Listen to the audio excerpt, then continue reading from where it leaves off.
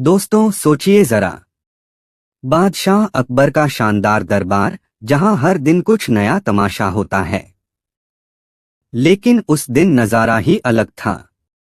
दरबार में एक नहीं, दो दो चालाक लोग आमने सामने खड़े हो गए और बादशाह ने ऐलान कर दिया, आज जो भी चालाक साबित होगा वही रहेगा और जो हार जाएगा उसकी दरबारी कुर्सी हमेशा के लिए चली जाएगी।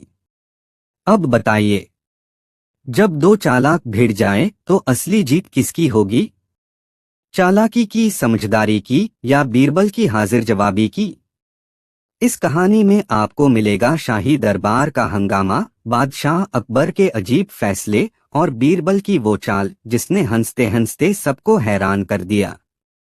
तो जुड़ जाइए हमारे साथ, क्योंकि शुरू होने जा रही है अनोखी दास्तान। जब दरबार में दो चालाकों की जंग हुई और हारने वाले की कुर्सी चली जाती। जब दरबार में दो चालाकों की जंग हुई और हारने वाले की कुर्सी चली जाती। तहपुर सीकरी का दरबार उस रोज असामान्य हलचल से भरा था। लाल पत्थरों की दीवारें, संगमरमर का फर्श और ऊंचे गुंबद, सब कुछ हमेशा की तरह भव्य, लेकिन आज हवा में एक अलग ही खिंचाव था। दरबारियों के कानों में कानाफूसी थी। सुना है आज बादशाह ने कोई अजीबोगरीब मुकाबला रखवा दिया है। हाँ भाई, कहते हैं आज तय होगा कि दरबार का सबसे बड़ा चालाक कौन है। और तभी शाही नगाड़ा बजा, ढम ढम ढम। सभी दरबारी चुप होकर अपनी अपनी जगह पर बैठ गए। अकबर बादशाह ने दीवाने खास में कदम रखा। चेहरे पर वही शाही गंभीरता, लेकिन आंखों में हल्की शरारत की चमक। उनके दाएं हाथ पर शमसी ताज, बाएं हाथ में मोती जड़ा हुआ छड़ी। दरबारियों, अकबर की आवाज गूंजी, आज हम दरबार में एक नया कायदा आजमाने वाले हैं। सबकी सांसें थम गईं। अकबर ने आगे कहा, आज हमारे दरबार में दो लोग दावा लेकर आए हैं कि वे सबसे बड़े चालाक हैं। और मजेदार बात यह है कि दोनों एक दूसरे की चालाकी को झूठा साबित करने पर तुले हैं। दरबार में हलचल मच गई। अकबर मुस्कुराए, इसलिए हमने तय किया है कि दोनों चालाक आज दरबार में आमने सामने होंगे। और याद रखो, जीतने वाले की इज्जत दुगुनी होगी, लेकिन हारने वाले की कुर्सी हमेशा के लिए छिन जाएगी। अब सवाल था, वो दो चालाक कौन थे? पहला था राय गोपाल दास, जो दरबार का नवनियुक्त सलाहकार था। चालाकी में उसका नाम मशहूर था। लोगों को मीठी बातें करके अपनी जेब खाली करवा लेना उसका पुराना शौक था। दूसरा था मुल्ला खान, एक पुराने दरबारी जो हर बात में अपने को सबसे चतुर मानते थे। अक्सर कहते, अगर दरबार में कोई मेरी बराबरी कर सकता है तो बस खुदा ही कर सकता है। इन दोनों के बीच महीनों से खटास चल रही थी और आज अकबर ने मौका देकर इस लड़ाई को और रोचक बना दिया था। बादशाह ने बीरबल की ओर नजर डाली। बीरबल, आज का यह मुकाबला तुम देखोगे। तुम्हारा फैसला ही अंतिम होगा। बीरबल ने झुककर सलाम किया। मुस्कान दबा ली, लेकिन भीतर भीतर सोच रहे थे, अब देखना है कि ये दोनों चालाक आपस में फंसते हैं या मुझे फंसाने की कोशिश करेंगे। अकबर ने घोषणा की, पहली शर्त यह होगी कि दोनों चालाक एक दूसरे को ऐसे सवाल पूछेंगे जिसका जवाब सामने वाला न दे पाए। दूसरी शर्त यह होगी कि जवाब चाहे झूठ हो या सच, दरबार में सबको हंसाना चाहिए। और तीसरी शर्त यह है, जो हार गया उसकी दरबारी कुर्सी जाएगी। सारा दरबार वाह कर उठा। राय गोपाल दास ने आगे बढ़कर कहा, जहांपनाह, तो इजाजत दीजिए मैं पहला सवाल करूं। अकबर ने सिर हिलाया। गोपाल दास ने चालाकी से मुस्कुराकर मुल्ला खान से कहा, मुल्ला साहब, बताइए, ऐसी कौन सी चीज है जो आप रोज खर्च करते हैं लेकिन कभी खत्म नहीं होती। मुल्ला खान ठठाकर हंस पड़े। अरे ये तो आसान है। मेरी अक्ल जितनी खर्च करूं उतनी बढ़ती जाती है। पूरा दरबार ठहाकों से गूंज उठा। अकबर ने भी मुस्कुराकर कहा, वाह, जवाब तो सही है। गोपाल दास का चेहरा उतर गया। अब बारी थी मुल्ला खान की। उन्होंने ताव से मूछें तानी और बोले, गोपाल दास जी, अब आप सुनिए मेरा सवाल। बताइए, ऐसी कौन सी जगह है जहां आदमी चाहे जितना ऊंचा उठे फिर भी नीचा ही माना जाता है? गोपाल दास ने माथा खुजाया। सोच में पड़ गए। दरबारियों में खुसुर पुसुर शुरू हो गई। थोड़ी देर बाद गोपाल दास ने हंसते हुए कहा, मुल्ला साहब, जवाब तो आसान है। वो जगह है तख्त की सीढ़ी। जितना ऊपर चढ़ो बादशाह के सामने फिर भी नीचे ही बैठना पड़ता है। पूरा दरबार जोर से हंसा। अकबर खुद भी कुर्सी पर पीठ टिकाकर मुस्कुराए। सही कहा, बादशाह बोले। अब मुकाबला और गर्म हो गया। दोनों चालाक बारी बारी सवाल फेंकते और चालाकी से जवाब देते। ऐसा कौन सा काम है जो आदमी खुद करता है लेकिन कहता है कि मैं नहीं करता? झूठ बोलना। ऐसी कौन सी चीज है जो जितनी छुपाओ उतनी सबको नजर आती है? लालच। हर जवाब पर दरबार ठहाकों से गूंज उठता। अकबर बड़े मजे से देख रहे थे, लेकिन धीरे धीरे दोनों चालाकों के माथे पर पसीना छलकने लगा, क्योंकि मुकाबला बराबरी पर था। अकबर ने बीरबल की ओर देखा। बीरबल, लगता है ये खेल सुबह से शाम तक चलता रहेगा। क्यों न इसमें थोड़ी तड़का डाला जाए?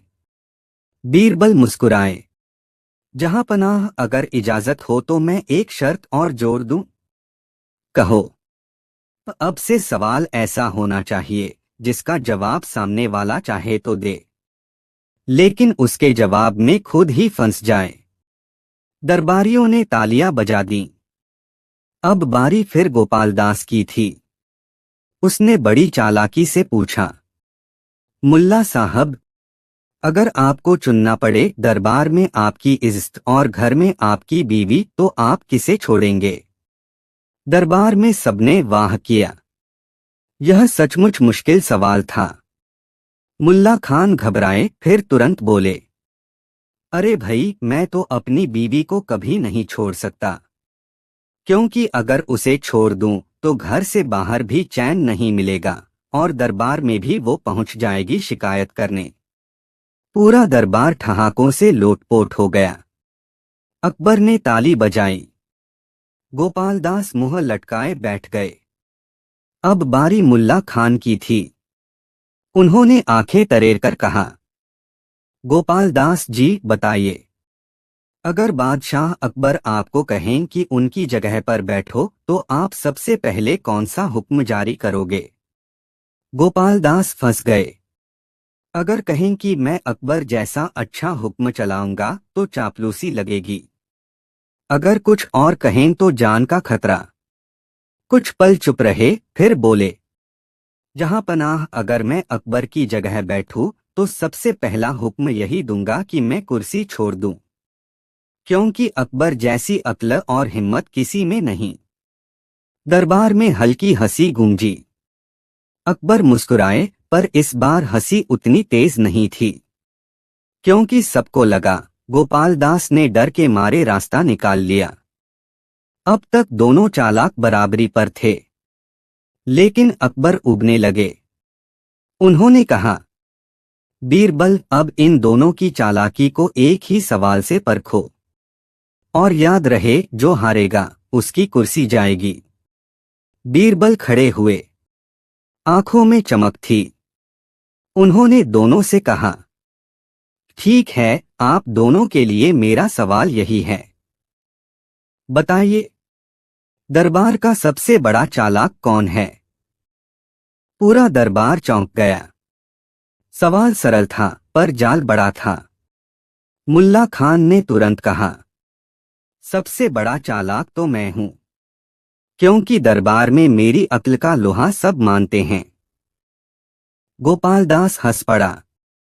नहीं मुल्ला जी, सबसे बड़ा चालाक तो मैं हूं, क्योंकि आप चालाकी करके बस बोलते हैं और मैं चालाकी करके खामोश रह जाता हूं। बीरबल मुस्कुराए, बोले, गलत। दरबार का सबसे बड़ा चालाक तो वही है जो ये सवाल पूछ रहा है। पूरा दरबार ठहाकों से गूंज उठा।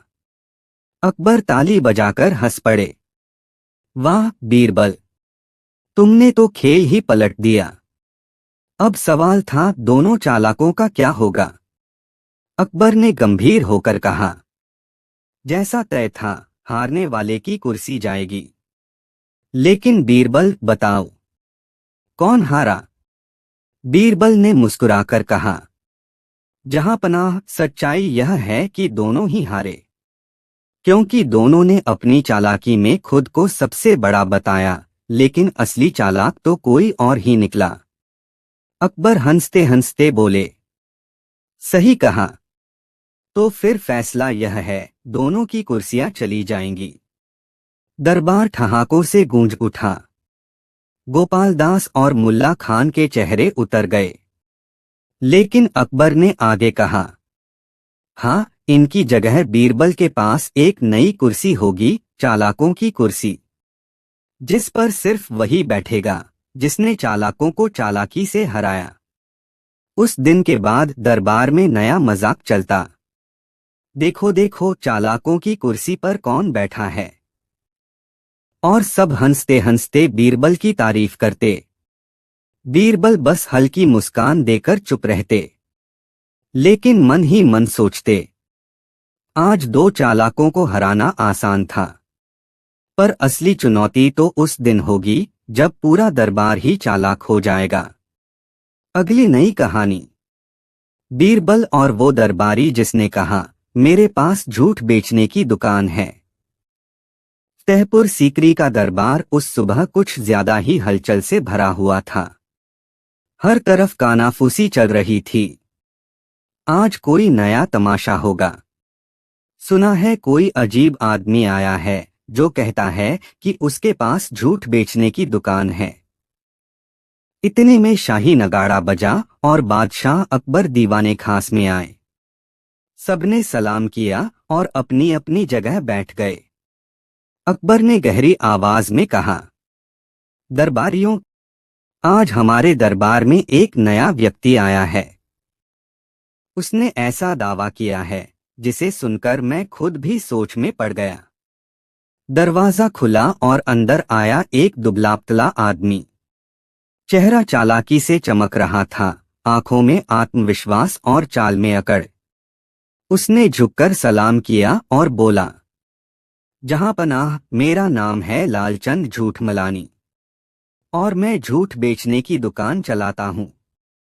दरबार हंसी से गूंज उठा। झूठ की दुकान? ये तो नया तमाशा है। भला झूठ भी बिकता है?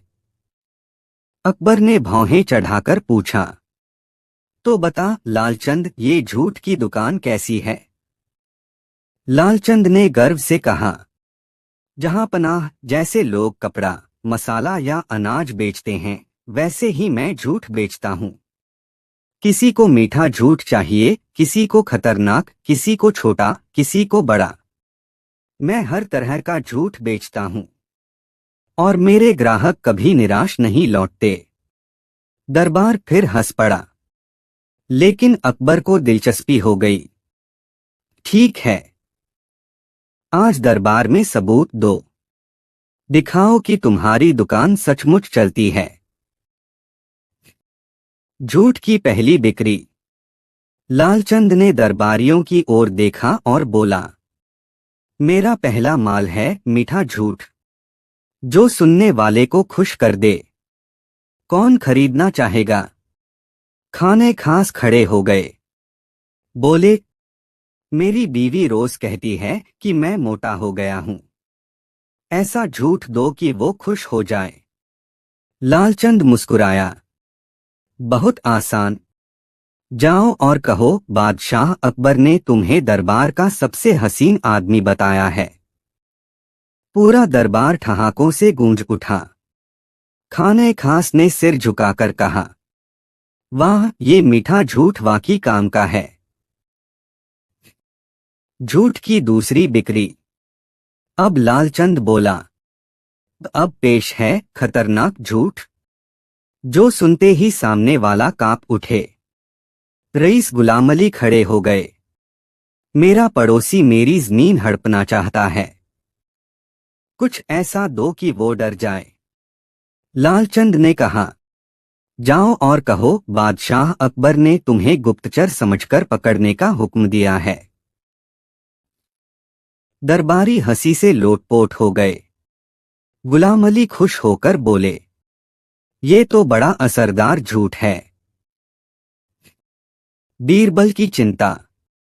अब तक दरबार हंसी से गूंज रहा था, मगर बीरबल चुप बैठे थे।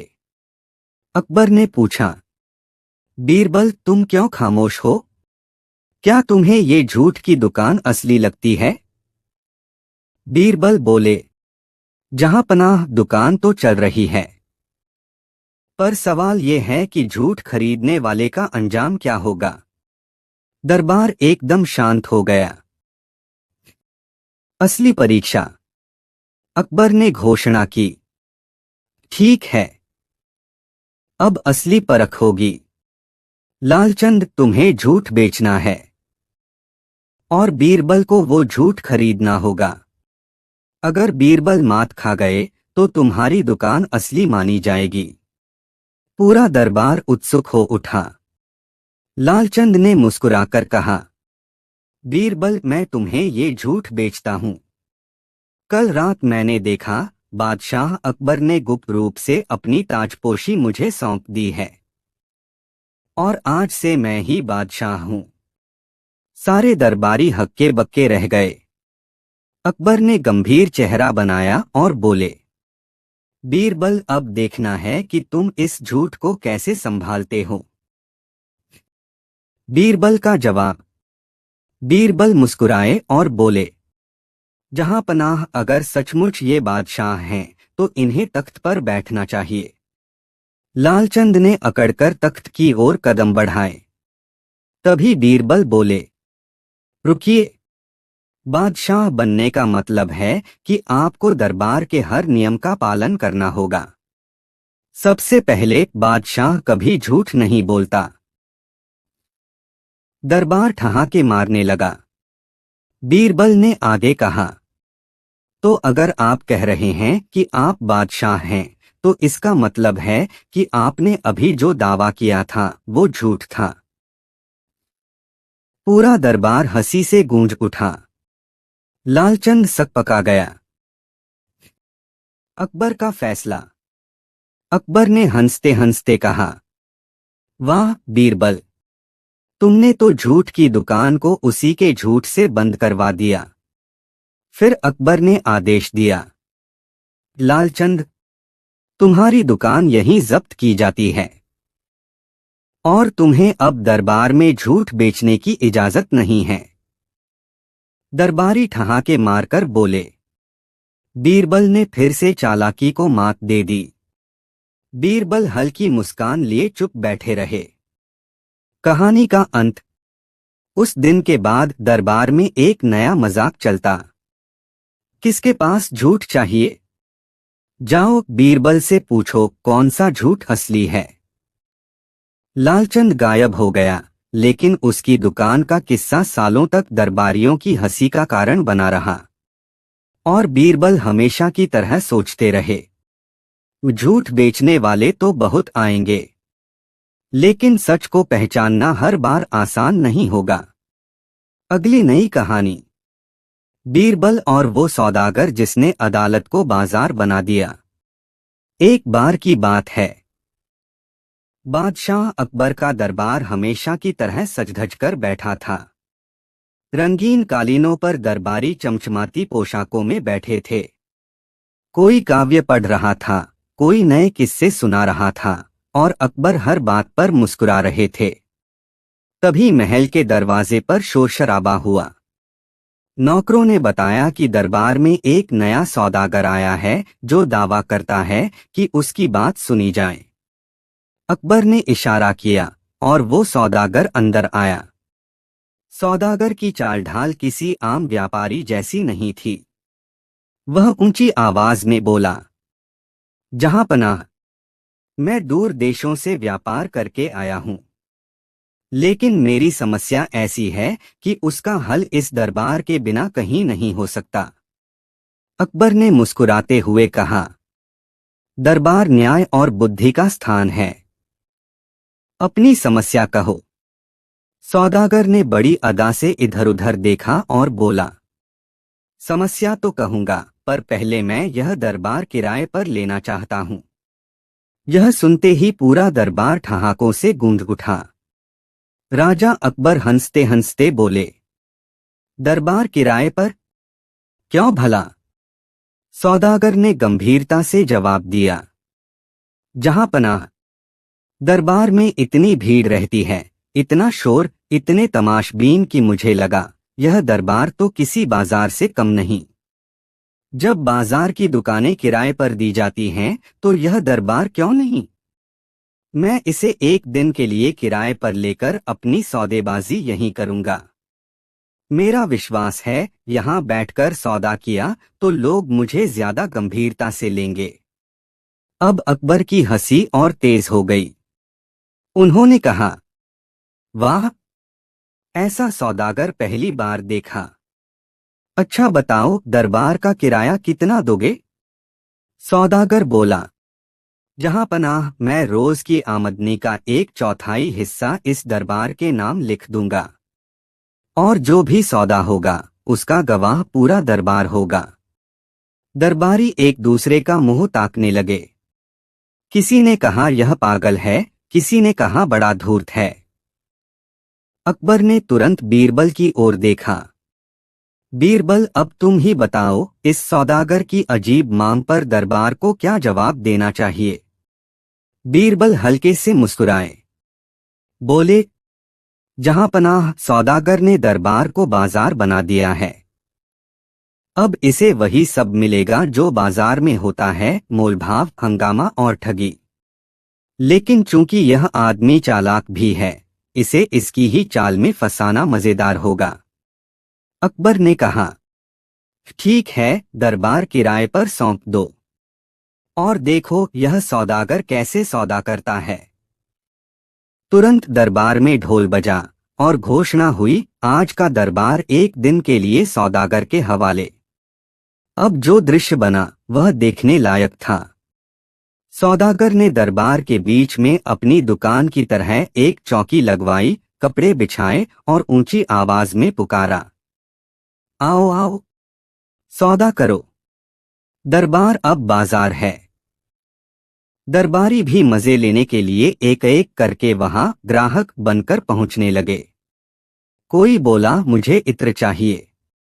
सौदागर ने जवाब दिया, इत्र है पर खुशबू नहीं।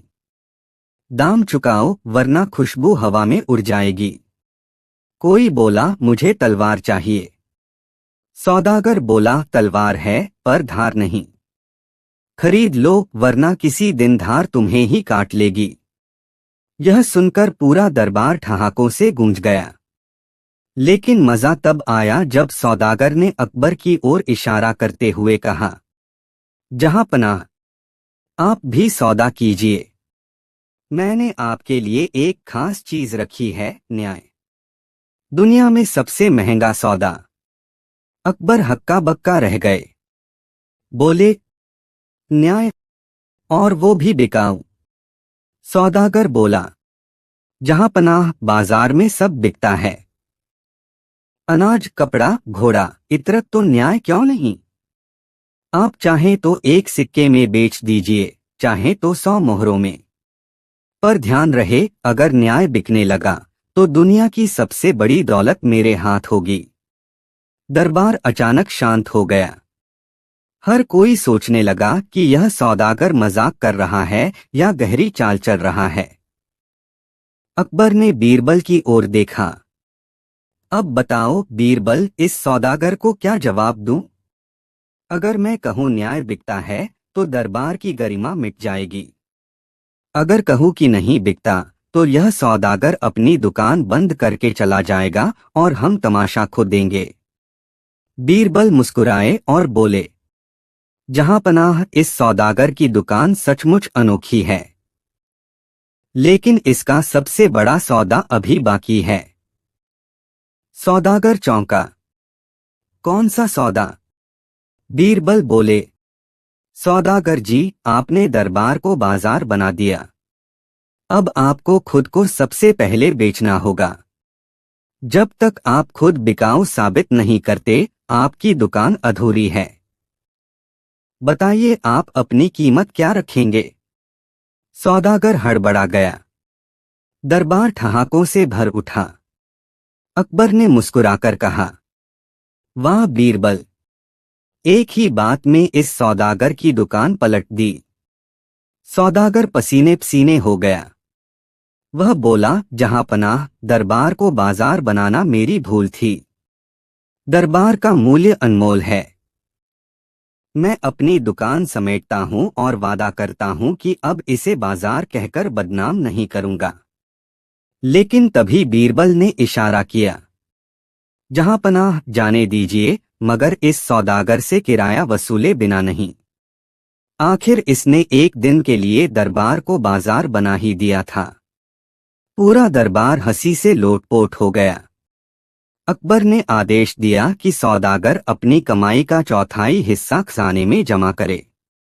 और इस तरह दरबार फिर से दरबार बन गया और सौदागर की दुकान सिर्फ हंसी का किस्सा बनकर रह गई। अगली नई कहानी, बीरबल और वो कवि जिसने दावा किया, मेरी कविता से बारिश होगी। दरबारे अकबर की सुबह। लाल किले की खिड़कियों से सुनहरी धूप भीतर उतर रही थी। संगमरमर की फर्श पर रखे कालीन चमक रहे थे और राजसी दीवानखाना हमेशा की तरह ज्ञान और मनोरंजन का अखाड़ा बना हुआ था। बादशाह अकबर अपने सिंहासन पर विराजमान थे। बीरबल, अबुल फजल, तानसेन और तमाम दरबारी अपनी अपनी जगह बैठे थे। उसी समय दरवाजे पर शोर मचा। एक अजीब सा आदमी, लंबा, दुबला-पतला, उलझे बाल और हाथ में एक फटा पुराना कागज पकड़े हुए दरबार में घुसा। उसने आते ही ऊंची आवाज में कहा, जहां पनाह, सुनो सुनो, मैं कवि हूं और मेरी कविता इतनी शक्तिशाली है कि उससे बारिश हो सकती है।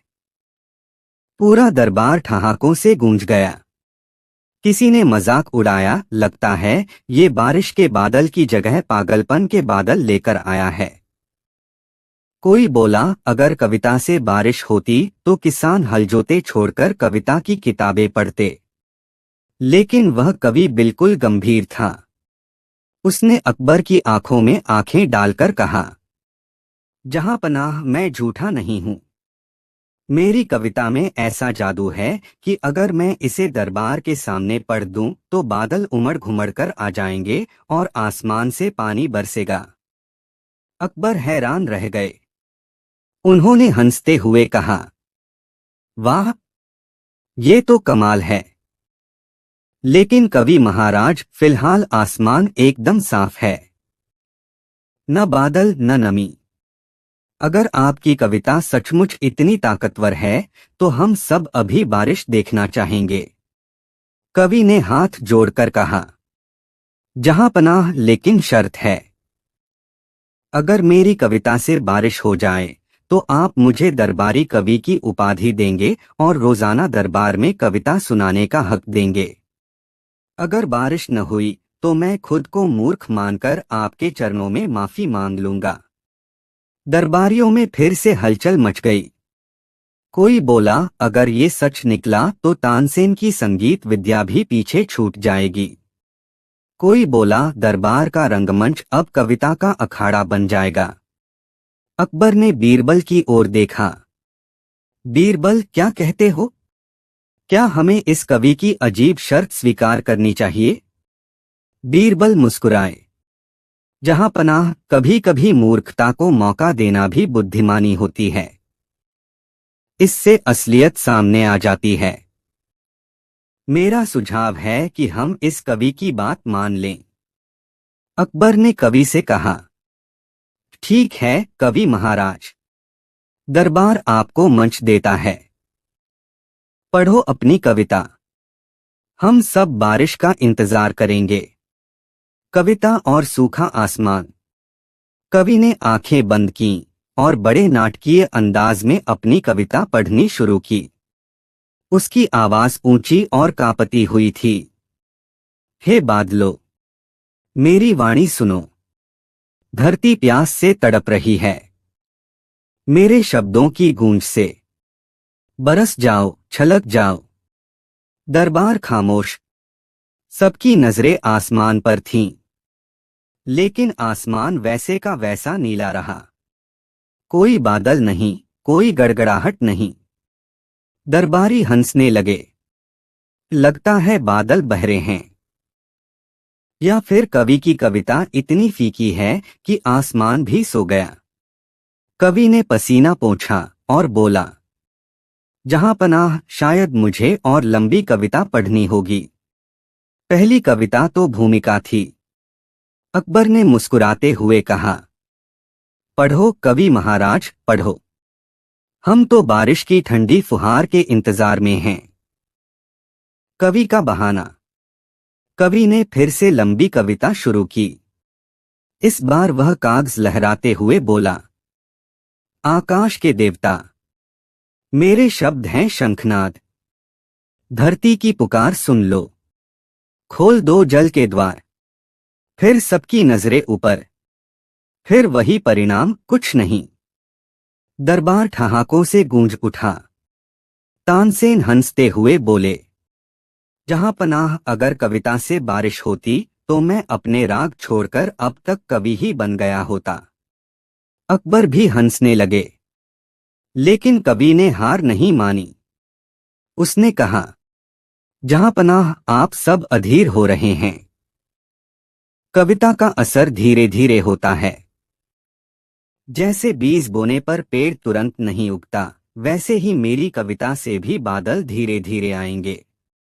बीरबल ने मुस्कुराकर कहा, कवि महाराज, बीज बोने पर कम से कम अंकुर तो दिखने लगता है।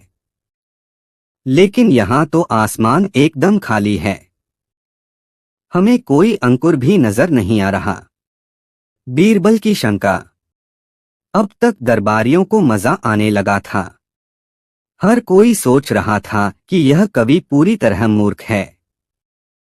लेकिन बीरबल चुपचाप कवि को ध्यान से देख रहे थे।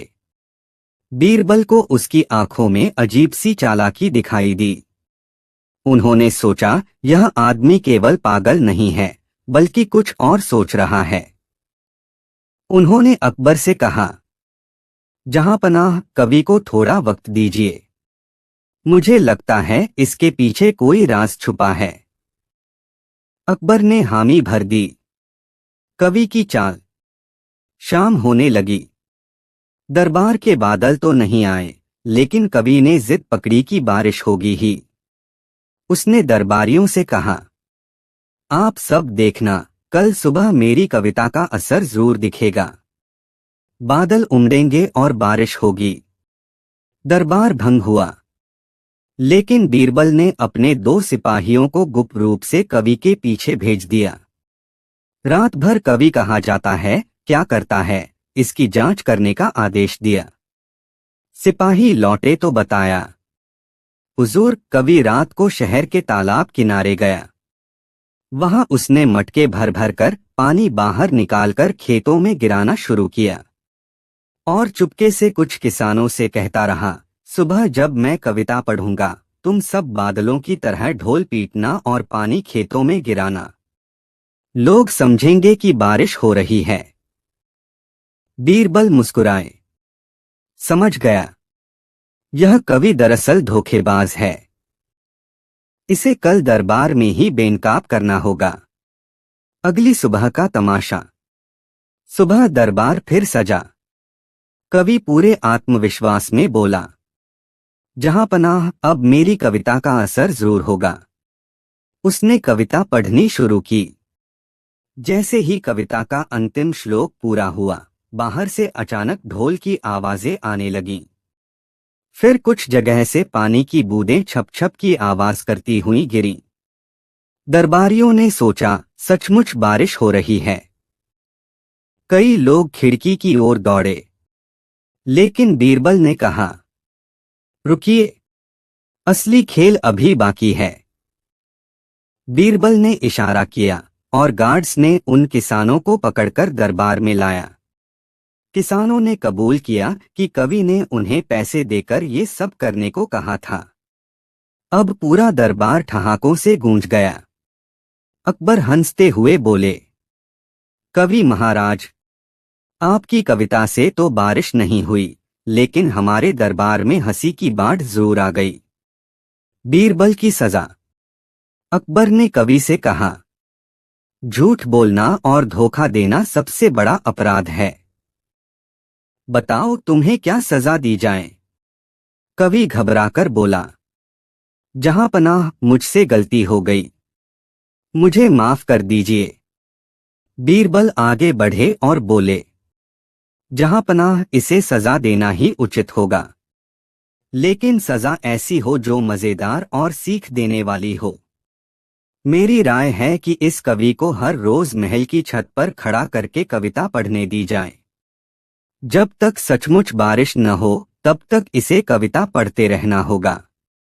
अकबर ठहाका लगाकर बोले, वाह बीरबल, यही सही सजा है। उस दिन से कवि रोज छत पर खड़ा होकर कविता पढ़ता और दरबारी नीचे खड़े हंसी उड़ाते। कुछ ही दिनों में कवि ने मान लिया कि कविता से बारिश नहीं हो सकती। दरबार में अकबर ने कहा, आज हमने सीखा कि झूठे दावे और दिखावे से कोई बड़ा नहीं बन सकता। असली कला वही है जिसमें सच्चाई और ईमानदारी हो। बीरबल मुस्कुराए और बोले, जहां पनाह, सच वही है जो बिना बादल के भी सबके दिलों में ठंडी छाव भर दे। कविता दिल को सींच सकती है, लेकिन आसमान को नहीं। पूरा दरबार तालियों और ठहाकों से गूंज उठा और इस तरह एक नकली कवि की पोल खुली और बीरबल ने फिर साबित कर दिया कि उनकी बुद्धि बादलों से भी भारी है। अगली नई कहानी, बीरबल और वो नाई जिसने कहा, मैं ताजमहल से भी सुंदर मूंछ बना दूंगा। फतेहपुर सीकरी का दरबार। सुबह की धूप संगमरमर के फर्श पर ऐसे फैल रही थी मानो सोने की चादर बिछ गई हो। बादशाह अकबर अपने शाही आसन पर बैठे थे। दरबारियों की भीड़ थी, हर कोई अपनी अपनी चालाकी और विद्या दिखाने को तत्पर। दरबार में चहल पहल हमेशा रहती थी, पर उस दिन का तमाशा और ही था। दरबार का दरवाजा खुला और भीतर आया नाई। पर यह नाई साधारण नहीं था। उसके चेहरे पर आत्मविश्वास की मोटी परत चढ़ी थी, आंखों में चमक थी और हाथों में उस्तरा और कंघी ऐसे चमक रहे थे जैसे कोई योद्धा तलवार लेकर युद्ध के मैदान में उतर आया हो। उसने दरबार के बीचों बीच आकर अकबर को सलाम ठोका और ऊंची आवाज में घोषणा की, जहां पनाह, आपकी इजाजत हो तो मैं एक ऐसा कारनामा करके दिखाऊं जिसे देखकर पूरा जहान दंग रह जाएगा। मैं मूछें इस अंदाज में बना सकता हूं कि वे ताजमहल से भी सुंदर लगेंगी। पूरा दरबार ठहाकों से गूंज गया। एक दरबारी बोला, अरे, यह मूछें बनाएगा या स्मारक खड़ा करेगा? दूसरा बोला, ताजमहल? अरे, उसने तो अभी तक बनना भी शुरू नहीं किया। तीसरा हंसते हंसते बोला, लगता है नाई की दुकान पर ग्राहक कम हो गए हैं, अब बादशाह के दरबार में मजाक करने चला आया है। अकबर की आंखें सिकुड़ गईं। उन्हें मजाक अच्छा लगा, पर उनकी आदत थी कि वे किसी भी अजीब दावे को यूं ही जाने नहीं देते। उन्होंने नाई से पूछा, मियां, यह ताजमहल कौन सा है जिसे तुम मूंछों में उतारने का दावा कर रहे हो? नाई थोड़ा अटक कर बोला, जहां पनाह, मैंने तो बस यह कहने की जुर्रत की है कि मेरी कला इतनी बेमिसाल है कि अगर कोई मूंछ मेरी उस तरह से संवर जाए तो वह दुनिया की सबसे खूबसूरत चीज लगे। और अगर मुझे मौका मिले तो मैं साबित कर दूंगा कि मेरी मूंछ तराशी हुई ताजमहल की तरह चमकेगी। अकबर मुस्कुराए। वाह नाई साहब, दावे तो बहुत बड़े बड़े हो रहे हैं, पर सवाल ये है कि मूंछ किसकी तराशोगे? किसके चेहरे पर यह ताजमहल बनाएंगे? दरबार में सन्नाटा। सबकी नजरें बीरबल पर टिक गईं, क्योंकि जब भी कोई अजीब मुसीबत या चुनौती आती, निशाना बीरबल पर ही साधा जाता।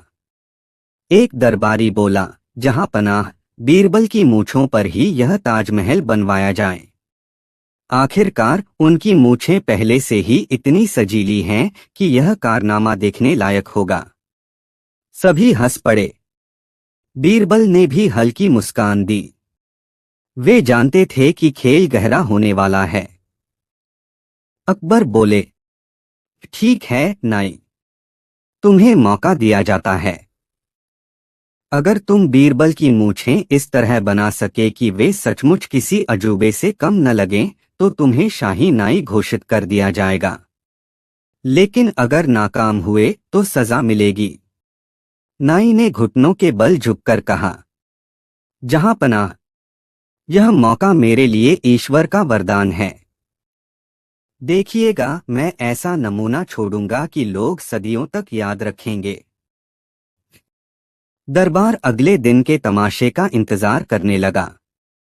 बीरबल चुपचाप सोच रहे थे, ये नाई मूर्ख तो नहीं लगता, इसमें कुछ चाल जरूर छुपी है। देखना होगा कि इसका मकसद क्या है। अगली सुबह दरबार में कुर्सियां सजी थीं। बीच में ऊंचा आसन रखा गया, जहां बीरबल को बैठाया गया। नाई अपने औजार लेकर आया, कंघी, उस्तरा, कैंची और एक छोटा सा शीशा। उसने बीरबल की ओर देखकर कहा, मंत्री जी, जरा स्थिर रहिए। आपकी मूंछों पर ताजमहल उभरने ही वाला है। दरबारी हंसी दबा रहे थे। अकबर आंखें गड़ाए देख रहे थे। नाई ने बड़ी नफासत से मूंछों पर कंघी फेरी, फिर कैंची चलाई। धीरे धीरे मूंछ के सिरे काटता, घुमाता, संवारता रहा। हर बार वह बड़ी नाटकीय अदाओं से कहता, लो जी, यह गुंबद तैयार हुआ। ये रहा मीनार का नक्शा, और ये रही संगमरमर की सीढ़ियां। पूरा दरबार ठहाकों से गूंज रहा था, पर बीरबल शांत बैठे थे। करीब आधे घंटे बाद नाई ने घोषणा की, हो गया। अब देखिए मूंछें कैसी बनी हैं, ताजमहल से भी सुंदर। सबकी नजरें बीरबल पर। सच कहें तो उनकी मूंछें पहले जैसी ही दिख रही थीं। हाँ, थोड़ी छोटी और अजीब सी बन गई थीं। दरबारियों में से एक बोला, अरे, इसमें ताजमहल कहाँ है? ये तो किसी टूटे किले जैसा लग रहा है। दूसरा बोला, अगर यही ताजमहल है तो शाहजहां रो रो कर बेहाल हो जाएगा। अकबर हंसते हंसते लोटपोट हो गए। वाह नाई साहब, तुम्हारा ताजमहल तो मूंछों का कब्रिस्तान लग रहा है। दरबारियों के ठहाकों के बीच नाई का चेहरा उतर गया, लेकिन फिर उसने चतुराई दिखाई और बोला, जहां पनाह, आप सब सधी नजर से देख रहे हैं। असली सुंदरता दिल से महसूस होती है। मूंछों की यह बनावट देखने वालों को याद दिलाएगी कि कला हर जगह हो सकती है। मैंने ताजमहल की आत्मा इसमें उतारी है। बीरबल अब तक चुप थे। उन्होंने अकबर से कहा, जहां पनाह, इस नाई की चालाकी की परख करनी होगी। इसकी बातें मीठी जरूर हैं, पर असलियत इनमें नहीं। मुझे एक दिन का समय दीजिए, मैं साबित कर दूंगा कि यह नाई धोखेबाज है। अकबर ने इजाजत दी। उस रात बीरबल ने दरबारी गुप्तचरों को भेजा। पता चला कि नाई दरअसल अपने मोहल्ले में शेखी बघारता फिरता था कि मैं दरबार को बेवकूफ बना दूंगा। मूछें चाहे जैसी बने, पर अगर मैं शब्दों का जाल फेंक दूंगा तो बादशाह तक मेरी प्रशंसा करेंगे। बीरबल ने सारी रिपोर्ट अकबर को सुनाई। अगले दिन दरबार लगा। बीरबल ने कहा, जहांपनाह, कल नाई ने दावा किया था कि वह ताजमहल से भी सुंदर मूछ बना देगा। लेकिन यह न सिर्फ झूठ था बल्कि एक ढोंग भी था। मैं इस नाई की असलियत सामने लाऊंगा। मेरी राय है कि नाई को कोई और चुनौती दी जाए। अकबर ने पूछा, कैसी चुनौती? बीरबल बोले, नाई ने कहा कि मूंछों पर ताजमहल बना सकता है। अब हम इसे कहेंगे कि अपनी ही मूंछ पर ऐसा कर दिखाए। अगर यह अपनी मूंछ पर ताजमहल नहीं बना सका तो साबित हो जाएगा कि यह धोखेबाज है। पूरा दरबार हंसी से गूंज उठा। अकबर ने आदेश दिया, नाई, अब अपनी मूंछ पर ही ताजमहल बनाओ। नाई पसीने पसीने हो गया। उसने हकलाते हुए कहा, जहांपनाह, मेरी तो मूंछ ही नहीं है। पूरा दरबार ठहाकों से गूंज उठा। बीरबल मुस्कुराए और बोले, जहांपनाह, यही इसका असली चेहरा है। जो अपनी मूंछ पर ताजमहल नहीं बना सकता, वह दूसरों की मूंछों पर क्या बनाएगा? यह आदमी बस शब्दों का जाल बुनता है। अकबर गंभीर हुए और बोले, नाई, तूने शाही दरबार में झूठ बोलने की जुर्रत की। तेरी सजा यही है कि अब से तू दरबार का नाई नहीं बल्कि दरबार का मस्खरा कहलाएगा। रोज दरबार में आकर हमें हंसाना होगा, वरना तुझे यहाँ से निकाल दिया जाएगा। नाई गिड़गिड़ाया, पर अकबर का हुक्म बदल न सका। उस दिन से वह नाई दरबारियों की हंसी का कारण बन गया। बीरबल ने बादशाह से कहा, जहांपनाह, आज हमने देखा कि कला केवल शब्दों और दावों में नहीं होती। असली हुनर वही है जिसे हर कोई पहचान ले, जिसे साबित करने के लिए बहाने न बनाने पड़े। ताजमहल बनाने वाले मजदूरों ने ईंट पर ईंट रखकर इतिहास रचा था, और यह नाई, यह सिर्फ हवा महल बना रहा था। अकबर ने ठहाका लगाया और बोला, वाह बीरबल, तूने फिर दरबार की इज्जत बचाई। सचमुच तेरी अक्ल किसी ताजमहल से कम नहीं। पूरा दरबार तालियों और ठहाकों से गूंज उठा। और इस तरह एक नाई, जिसने अपनी जुबान के दम पर ताजमहल से सुंदर मूछ बनाने का दावा किया था, बीरबल की चतुराई के सामने धराशायी हो गया। अगली नई कहानी। बीरबल और वो फकीर जो दरबार में गिनने आया था चुप्पिया। एक बार की बात है, बादशाह अकबर का दरबार हमेशा की तरह भरा हुआ था। कहीं कभी अपनी कविताएं सुना रहे थे, कहीं दरबारी हाजिर जवाबी दिखा रहे थे, और कहीं सैनिक नए हथियारों की ताकत बता रहे थे। लेकिन अचानक दरबार में एक अजीबोगरीब फकीर आ पहुंचा। उसके हाथ में कोई डमरू या कटोरा नहीं था, बल्कि एक पुराना सा हिसाब किताब का बही खाता था। उसके चेहरे पर एक विचित्र मुस्कान और आंखों में ऐसी चमक थी मानो कोई गहरा राज छुपा हो। जो ही वह दरबार के बीच आया, उसने ऊंची आवाज में कहा, जहांपनाह, मैं यहाँ किसी खैरात या मदद के लिए नहीं आया। मैं तो दरबार की चुप्पियां गिनने आया हूँ, और जब तक गिन न लूं बाहर नहीं जाऊंगा। पूरा दरबार ठहाकों से गूंज उठा। एक दरबारी बोला, अरे पागल है, चुप्पी गिनने आया है। ये भी कोई चीज होती है गिनने की? लेकिन फकीर तनिक भी विचलित नहीं हुआ। उसने अपनी बही पर हाथ मारा और बोला, चुप्पी सबसे महंगी चीज है।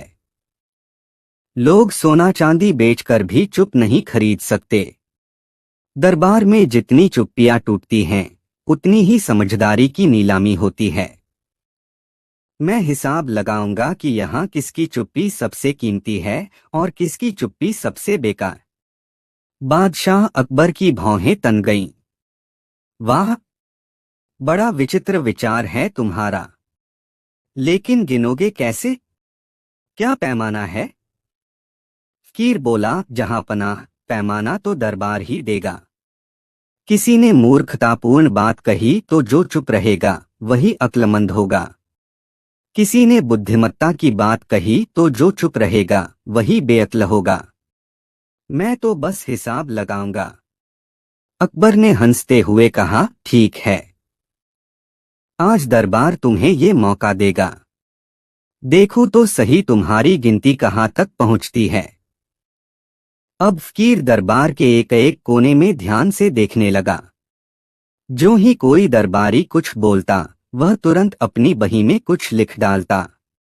कभी वह किसी के मुंह की ओर टकटकी बांधता, कभी अचानक आंखें मूंदकर कान पर हाथ रख लेता। दरबारी परेशान हो गए। ये आदमी तो हमें हंसने भी नहीं दे रहा। अभी अगर मैं कुछ बोलूंगा और बाकी सब चुप रहेंगे तो मेरी नीलामी हो जाएगी। धीरे धीरे पूरा दरबार असहज हो गया। कोई कुछ कहने से डरने लगा, कोई मुस्कुराने से भी। तभी अकबर ने शरारत से बीरबल की ओर देखा और कहा, बीरबल, अब तो तेरा भी इम्तिहान है। जरा बोलकर देख, ये फकीर तेरी चुप्पी का क्या दाम लगाता है। बीरबल मुस्कुराए और बोले, जहां पनाह, बोलना तो आसान है, पर अगर यह फकीर सचमुच चुप्पियां गिन सकता है तो इसे अभी बता देना चाहिए कि इस वक्त पूरे दरबार में कितनी चुप्पियां मौजूद हैं। पूरा दरबार सांस रोककर फकीर को देखने लगा। फकीर ने आंखें मूंद लीं, सिर झुकाया, होंठ बुदबुदाए और अपनी बही में लंबा चौड़ा हिसाब लिख डाला। फिर बोला, दरबार में इस समय 700 चुप्पियां मौजूद हैं। 500 डर की वजह से, 150 आदत की वजह से और 50 चुप्पियां बीरबल की वजह से। अकबर ने आश्चर्य से पूछा, ये क्या पहेली है?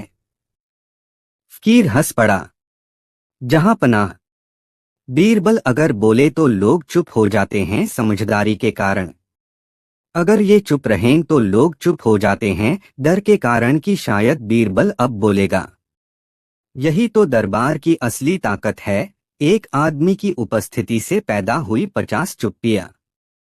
पूरा दरबार सन्न रह गया। बीरबल की आंखों में हल्की मुस्कान थी, लेकिन वे भी फकीर की चालाकी देखकर सोच में पड़ गए।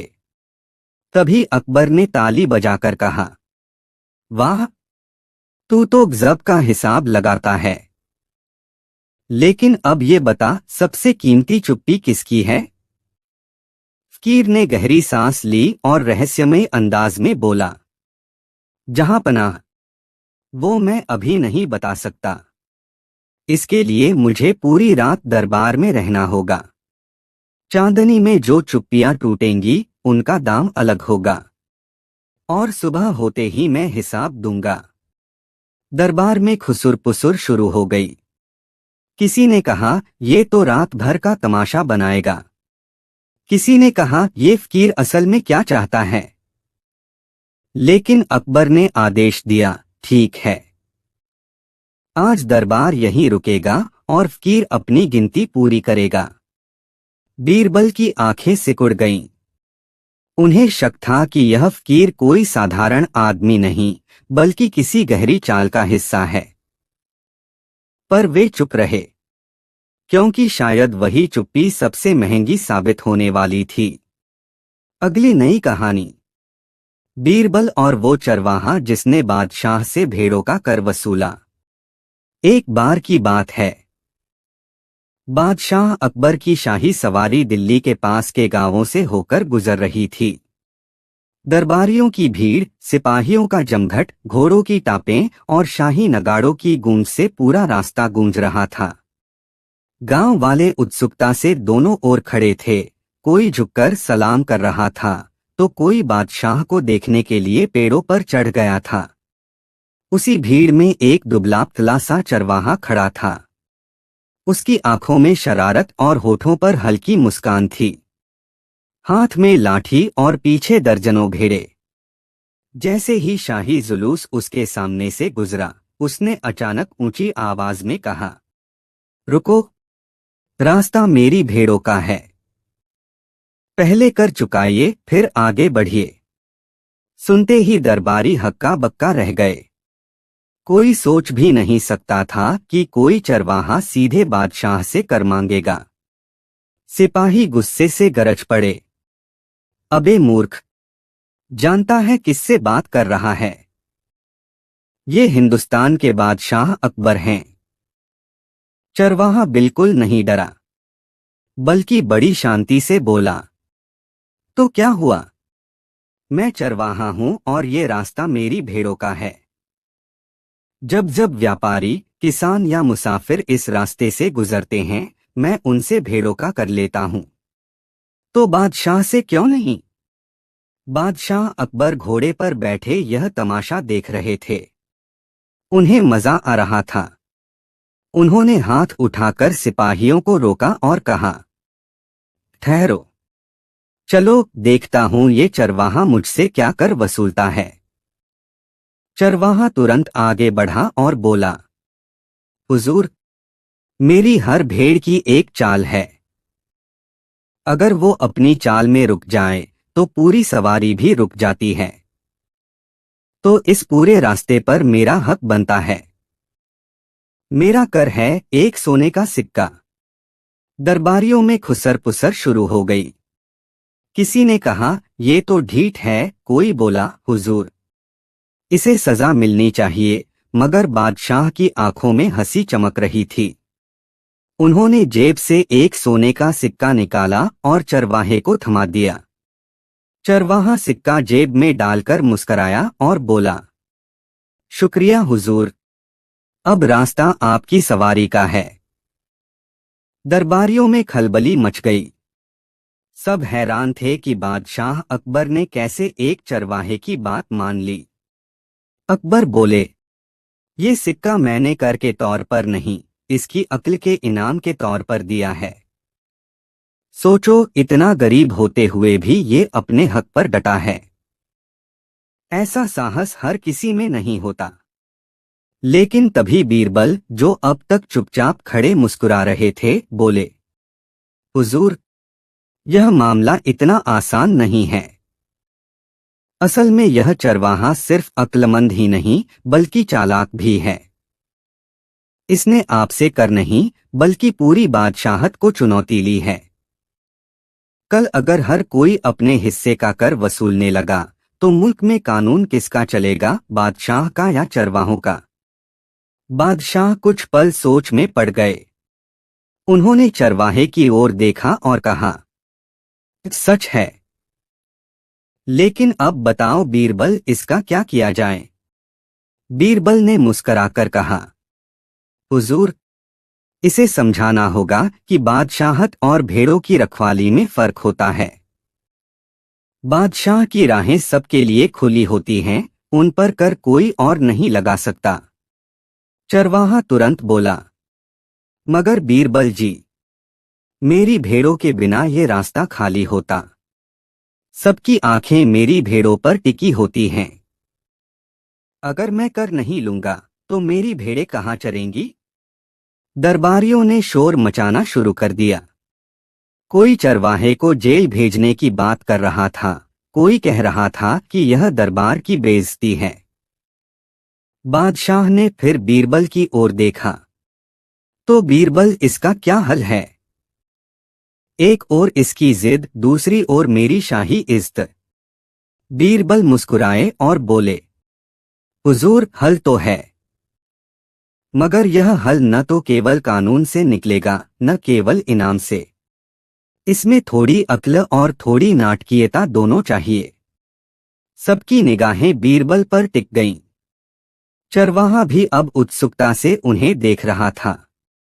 बीरबल ने कहा, हुजूर, इस चरवाहे को दरबार में बुलाइए और फिर वही इसकी भेड़ों के कर का हिसाब किताब किया जाएगा, ताकि सब देख लें कि असली कर किसे देना होता है, चरवाहे को या बादशाह को। बादशाह अकबर ने तुरंत आदेश दिया, बहुत अच्छा, चरवाहा कल हमारे दरबार में पेश किया जाए, वहां इसका फैसला होगा। चरवाहा मुस्कुराते हुए बोला, ठीक है हुजूर।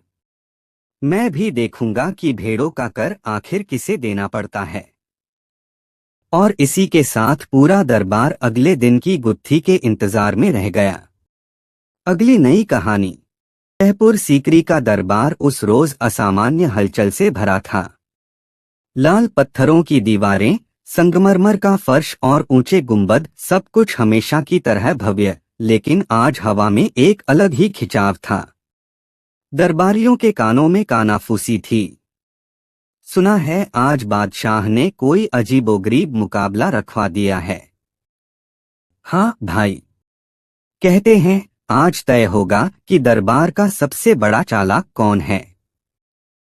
और तभी शाही नगाड़ा बजा, ढम ढम ढम। सभी दरबारी चुप होकर अपनी अपनी जगह पर बैठ गए। अकबर बादशाह ने दीवाने खास में कदम रखा।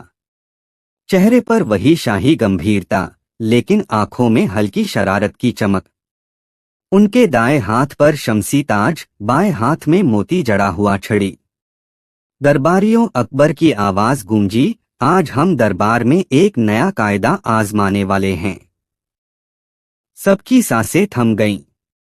अकबर ने आगे कहा, आज हमारे दरबार में दो लोग दावा लेकर आए हैं कि वे सबसे बड़े चालाक हैं। और मजेदार बात यह है कि दोनों एक दूसरे की चालाकी को झूठा साबित करने पर तुले हैं। दरबार में हलचल मच गई।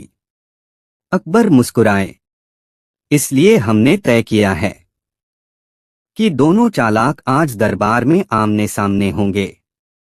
और याद रखो, जीतने वाले की इज्जत दुगुनी होगी, लेकिन हारने वाले की कुर्सी हमेशा के लिए छिन जाएगी। अब सवाल था, वो दो चालाक कौन थे। पहला था राय गोपाल दास, जो दरबार का नवनियुक्त सलाहकार था। चालाकी में उसका नाम मशहूर था। लोगों को मीठी बातें करके अपनी जेब खाली करवा लेना उसका पुराना शौक था। दूसरा था मुल्ला खान, एक पुराने दरबारी जो हर बात में अपने को सबसे चतुर मानते थे। अक्सर कहते, अगर दरबार में कोई मेरी बराबरी कर सकता है तो बस खुदा ही कर सकता है। इन दोनों के बीच महीनों से खटास चल रही थी, और आज अकबर ने मौका देकर इस लड़ाई को और रोचक बना दिया था। बादशाह ने बीरबल की ओर नजर डाली। बीरबल, आज का यह मुकाबला तुम देखोगे। तुम्हारा फैसला ही अंतिम होगा। बीरबल ने झुककर सलाम किया। मुस्कान दबा ली, लेकिन भीतर भीतर सोच रहे थे, अब देखना है कि ये दोनों चालाक आपस में फंसते हैं या मुझे फंसाने की कोशिश करेंगे। अकबर ने घोषणा की, पहली शर्त यह होगी कि दोनों चालाक एक दूसरे को ऐसे सवाल पूछेंगे जिसका जवाब सामने वाला न दे पाए। दूसरी शर्त यह होगी कि जवाब चाहे झूठ हो या सच, दरबार में सबको हंसाना चाहिए। और तीसरी शर्त यह है, जो हार गया उसकी दरबारी कुर्सी जाएगी। सारा दरबार वाह कर उठा। राय गोपाल दास ने आगे बढ़कर कहा, जहां पनाह तो इजाजत दीजिए, मैं पहला सवाल करूं। अकबर ने सिर हिलाया। गोपाल दास ने चालाकी से मुस्कुराकर मुल्ला खान से कहा, मुल्ला साहब, बताइए, ऐसी कौन सी चीज है जो आप रोज खर्च करते हैं लेकिन कभी खत्म नहीं होती। मुल्ला खान ठठाकर हंस पड़े, अरे ये तो आसान है, मेरी अक्ल, जितनी खर्च करूं उतनी बढ़ती जाती है। पूरा दरबार ठहाकों से गूंज उठा। अकबर ने भी मुस्कुराकर कहा, वाह, जवाब तो सही है। गोपाल दास का चेहरा उतर गया। अब बारी थी मुल्ला खान की। उन्होंने ताव से मूछें तानी और बोले, गोपाल दास जी, अब आप सुनिए मेरा सवाल। बताइए, ऐसी कौन सी जगह है जहां आदमी चाहे जितना ऊंचा उठे फिर भी नीचा ही माना जाता है। गोपाल दास ने माथा खुजाया, सोच में पड़ गए। दरबारियों में खुसुर पुसुर शुरू हो गई। थोड़ी देर बाद गोपालदास ने हंसते हुए कहा, मुल्ला साहब, जवाब तो आसान है। वो जगह है तख्त की सीढ़ी। जितना ऊपर चढ़ो बादशाह के सामने फिर भी नीचे ही बैठना पड़ता है। पूरा दरबार जोर से हंसा। अकबर खुद भी कुर्सी पर पीठ टिकाकर मुस्कुराए। सही कहा, बादशाह बोले। अब मुकाबला और गर्म हो गया। दोनों चालाक बारी बारी सवाल फेंकते और चालाकी से जवाब देते। ऐसा कौन सा काम है जो आदमी खुद करता है लेकिन कहता है कि मैं नहीं करता? झूठ बोलना। ऐसी कौन सी चीज है जो जितनी छुपाओ उतनी सबको नजर आती है? लालच। हर जवाब पर दरबार ठहाकों से गूंज उठता। अकबर बड़े मजे से देख रहे थे, लेकिन धीरे धीरे दोनों चालाकों के माथे पर पसीना छलकने लगा, क्योंकि मुकाबला बराबरी पर था। अकबर ने बीरबल की ओर देखा। बीरबल, लगता है ये खेल सुबह से शाम तक चलता रहेगा। क्यों न इसमें थोड़ी तड़का डाला जाए? बीरबल मुस्कुराए। जहां पनाह, अगर इजाजत हो तो मैं एक शर्त और जोड़ दूं। कहो। अब से सवाल ऐसा होना चाहिए जिसका जवाब सामने वाला चाहे तो दे, लेकिन उसके जवाब में खुद ही फंस जाए। दरबारियों ने तालियां बजा दी। अब बारी फिर गोपालदास की थी। उसने बड़ी चालाकी से पूछा, मुल्ला साहब, अगर आपको चुनना पड़े, दरबार में आपकी इज्जत और घर में आपकी बीवी, तो आप किसे छोड़ेंगे? दरबार में सबने वाह किया। यह सचमुच मुश्किल सवाल था। मुल्ला खान घबराए, फिर तुरंत बोले, अरे भाई, मैं तो अपनी बीवी को कभी नहीं छोड़ सकता, क्योंकि अगर उसे छोड़ दूं तो घर से बाहर भी चैन नहीं मिलेगा और दरबार में भी वो पहुंच जाएगी शिकायत करने। पूरा दरबार ठहाकों से लोटपोट हो गया। अकबर ने ताली बजाई। गोपालदास मुंह लटकाए बैठ गए। अब बारी मुल्ला खान की थी। उन्होंने आंखें तरेर कर कहा, गोपालदास जी, बताइए, अगर बादशाह अकबर आपको कहें कि उनकी जगह पर बैठो तो आप सबसे पहले कौन सा हुक्म जारी करोगे? गोपालदास फंस गए। अगर कहें कि मैं अकबर जैसा अच्छा हुक्म चलाऊंगा तो चापलूसी लगेगी। अगर कुछ और कहें तो जान का खतरा। कुछ पल चुप रहे, फिर बोले, जहां पनाह, अगर मैं अकबर की जगह बैठूं तो सबसे पहला हुक्म यही दूंगा कि मैं कुर्सी छोड़ दूं, क्योंकि अकबर जैसी अक्ल और हिम्मत किसी में नहीं। दरबार में हल्की हंसी गूंजी। अकबर मुस्कुराए, पर इस बार हंसी उतनी तेज नहीं थी, क्योंकि सबको लगा गोपालदास ने डर के मारे रास्ता निकाल लिया। अब तक दोनों चालाक बराबरी पर थे, लेकिन अकबर उबने लगे। उन्होंने कहा, बीरबल, अब इन दोनों की चालाकी को एक ही सवाल से परखो, और याद रहे, जो हारेगा उसकी कुर्सी जाएगी। बीरबल खड़े हुए। आंखों में चमक थी। उन्होंने दोनों से कहा, ठीक है, आप दोनों के लिए मेरा सवाल यही है। बताइए, दरबार का सबसे बड़ा चालाक कौन है? पूरा दरबार चौंक गया। सवाल सरल था, पर जाल बड़ा था। मुल्ला खान ने तुरंत कहा, सबसे बड़ा चालाक तो मैं हूं, क्योंकि दरबार में मेरी अक्ल का लोहा सब मानते हैं। गोपालदास हंस पड़ा। नहीं मुल्ला जी, सबसे बड़ा चालाक तो मैं हूं, क्योंकि आप चालाकी करके बस बोलते हैं और मैं चालाकी करके खामोश रह जाता हूं। बीरबल मुस्कुराए। बोले, गलत। दरबार का सबसे बड़ा चालाक तो वही है जो ये सवाल पूछ रहा है। पूरा दरबार ठहाकों से गूंज उठा। अकबर ताली बजाकर हंस पड़े। वाह बीरबल, तुमने तो खेल ही पलट दिया। अब सवाल था, दोनों चालाकों का क्या होगा? अकबर ने गंभीर होकर कहा, जैसा तय था, हारने वाले की कुर्सी जाएगी।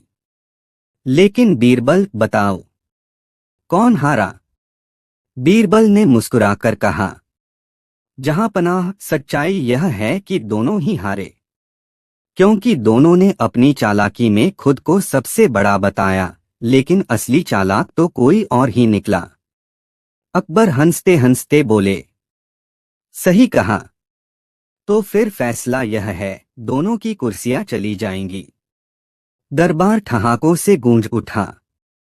गोपाल दास और मुल्ला खान के चेहरे उतर गए। लेकिन अकबर ने आगे कहा, हाँ, इनकी जगह बीरबल के पास एक नई कुर्सी होगी, चालाकों की कुर्सी, जिस पर सिर्फ वही बैठेगा जिसने चालाकों को चालाकी से हराया। उस दिन के बाद दरबार में नया मजाक चलता, देखो देखो चालाकों की कुर्सी पर कौन बैठा है। और सब हंसते हंसते बीरबल की तारीफ करते। बीरबल बस हल्की मुस्कान देकर चुप रहते, लेकिन मन ही मन सोचते, आज दो चालाकों को हराना आसान था, पर असली चुनौती तो उस दिन होगी जब पूरा दरबार ही चालाक हो जाएगा। अगली नई कहानी, बीरबल और वो दरबारी जिसने कहा, मेरे पास झूठ बेचने की दुकान है। तहपुर सीकरी का दरबार उस सुबह कुछ ज्यादा ही हलचल से भरा हुआ था। हर तरफ कानाफूसी चल रही थी।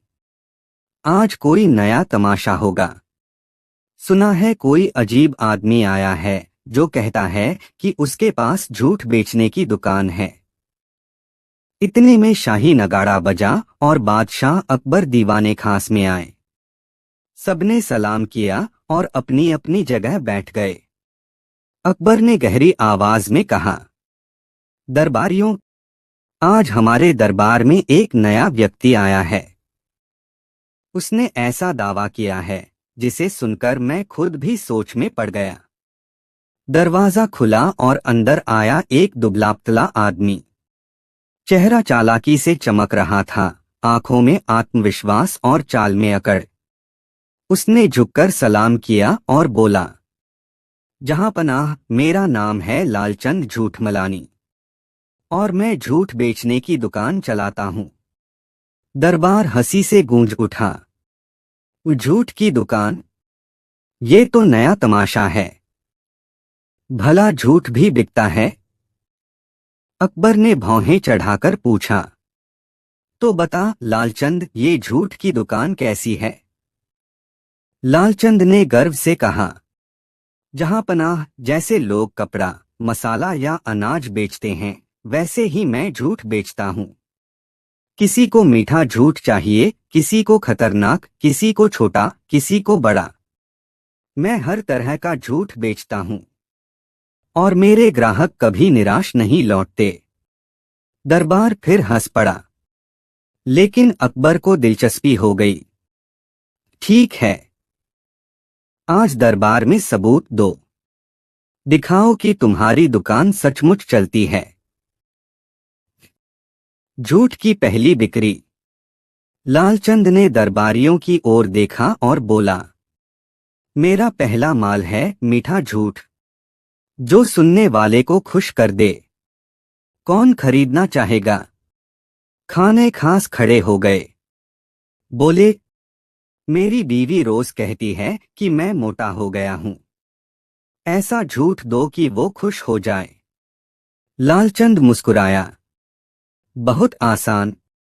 जाओ और कहो, बादशाह अकबर ने तुम्हें दरबार का सबसे हसीन आदमी बताया है। पूरा दरबार ठहाकों से गूंज उठा।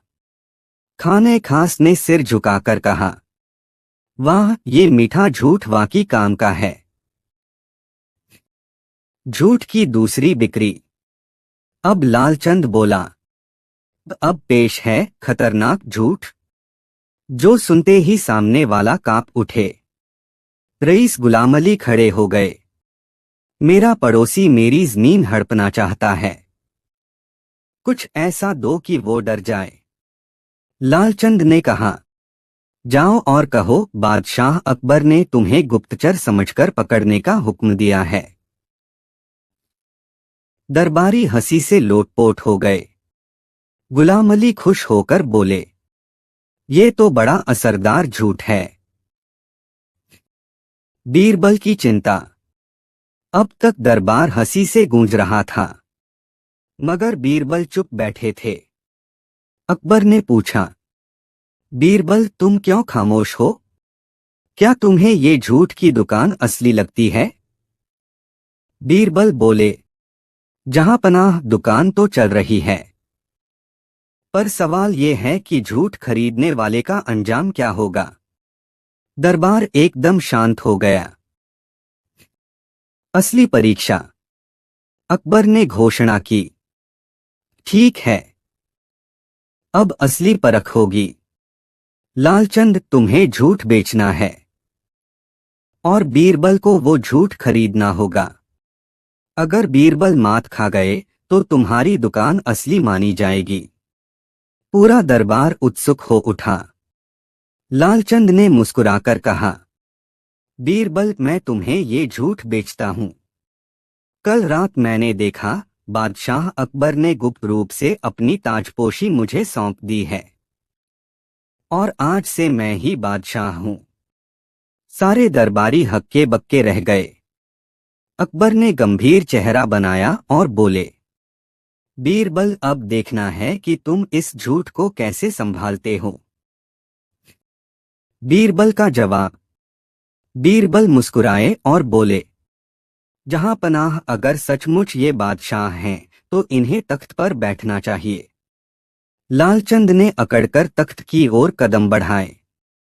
तभी बीरबल बोले, रुकिए, बादशाह बनने का मतलब है कि आपको दरबार के हर नियम का पालन करना होगा। सबसे पहले बादशाह कभी झूठ नहीं बोलता। दरबार ठहाके मारने लगा। बीरबल ने आगे कहा, तो अगर आप कह रहे हैं कि आप बादशाह हैं तो इसका मतलब है कि आपने अभी जो दावा किया था वो झूठ था। पूरा दरबार हंसी से गूंज उठा। लालचंद सकपका गया। अकबर का फैसला। अकबर ने हंसते हंसते कहा, वाह बीरबल, तुमने तो झूठ की दुकान को उसी के झूठ से बंद करवा दिया। फिर अकबर ने आदेश दिया, लालचंद, तुम्हारी दुकान यहीं जब्त की जाती है और तुम्हें अब दरबार में झूठ बेचने की इजाजत नहीं है। दरबारी ठहाके मारकर बोले। बीरबल ने फिर से चालाकी को मात दे दी। बीरबल हल्की मुस्कान लिए चुप बैठे रहे। कहानी का अंत। उस दिन के बाद दरबार में एक नया मजाक चलता। किसके पास झूठ चाहिए? जाओ बीरबल से पूछो कौन सा झूठ असली है। लालचंद गायब हो गया, लेकिन उसकी दुकान का किस्सा सालों तक दरबारियों की हंसी का कारण बना रहा और बीरबल हमेशा की तरह सोचते रहे, झूठ बेचने वाले तो बहुत आएंगे, लेकिन सच को पहचानना हर बार आसान नहीं होगा। अगली नई कहानी। बीरबल और वो सौदागर जिसने अदालत को बाजार बना दिया। एक बार की बात है, बादशाह अकबर का दरबार हमेशा की तरह सज-धज कर बैठा था। रंगीन कालीनों पर दरबारी चमचमाती पोशाकों में बैठे थे। कोई काव्य पढ़ रहा था, कोई नए किस्से सुना रहा था और अकबर हर बात पर मुस्कुरा रहे थे। तभी महल के दरवाजे पर शोर शराबा हुआ। नौकरों ने बताया कि दरबार में एक नया सौदागर आया है जो दावा करता है कि उसकी बात सुनी जाए। अकबर ने इशारा किया और वो सौदागर अंदर आया। सौदागर की चाल ढाल किसी आम व्यापारी जैसी नहीं थी।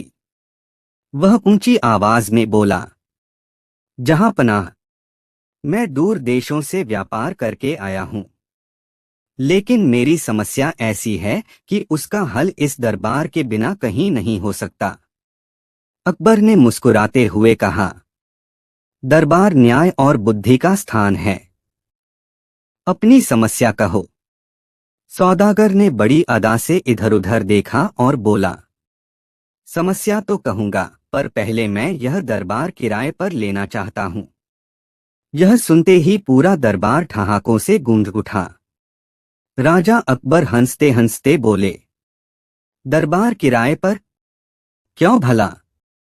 सौदागर ने गंभीरता से जवाब दिया, जहांपनाह, दरबार में इतनी भीड़ रहती है, इतना शोर, इतने तमाशबीन कि मुझे लगा यह दरबार तो किसी बाजार से कम नहीं। जब बाजार की दुकानें किराए पर दी जाती हैं तो यह दरबार क्यों नहीं? मैं इसे एक दिन के लिए किराए पर लेकर अपनी सौदेबाजी यहीं करूंगा। मेरा विश्वास है यहाँ बैठकर सौदा किया तो लोग मुझे ज्यादा गंभीरता से लेंगे। अब अकबर की हंसी और तेज हो गई। उन्होंने कहा, वाह, ऐसा सौदागर पहली बार देखा। अच्छा बताओ, दरबार का किराया कितना दोगे? सौदागर बोला, जहांपनाह, मैं रोज की आमदनी का 1/4 हिस्सा इस दरबार के नाम लिख दूंगा, और जो भी सौदा होगा उसका गवाह पूरा दरबार होगा। दरबारी एक दूसरे का मुंह ताकने लगे। किसी ने कहा यह पागल है, किसी ने कहा बड़ा धूर्त है। अकबर ने तुरंत बीरबल की ओर देखा। बीरबल, अब तुम ही बताओ, इस सौदागर की अजीब मांग पर दरबार को क्या जवाब देना चाहिए? बीरबल हल्के से मुस्कुराए, बोले, जहांपनाह, सौदागर ने दरबार को बाजार बना दिया है। अब इसे वही सब मिलेगा जो बाजार में होता है, मोलभाव, हंगामा और ठगी। लेकिन चूंकि यह आदमी चालाक भी है, इसे इसकी ही चाल में फंसाना मजेदार होगा। अकबर ने कहा, ठीक है, दरबार किराए पर सौंप दो, और देखो यह सौदागर कैसे सौदा करता है। तुरंत दरबार में ढोल बजा और घोषणा हुई, आज का दरबार एक दिन के लिए सौदागर के हवाले। अब जो दृश्य बना वह देखने लायक था। सौदागर ने दरबार के बीच में अपनी दुकान की तरह एक चौकी लगवाई, कपड़े बिछाए और ऊंची आवाज में पुकारा, आओ आओ, सौदा करो, दरबार अब बाजार है। दरबारी भी मजे लेने के लिए एक एक करके वहां ग्राहक बनकर पहुंचने लगे। कोई बोला, मुझे इत्र चाहिए। सौदागर ने जवाब दिया, इत्र है पर खुशबू नहीं। दाम चुकाओ वरना खुशबू हवा में उड़ जाएगी। कोई बोला, मुझे तलवार चाहिए। सौदागर बोला, तलवार है पर धार नहीं। खरीद लो वरना किसी दिन धार तुम्हें ही काट लेगी। यह सुनकर पूरा दरबार ठहाकों से गूंज गया।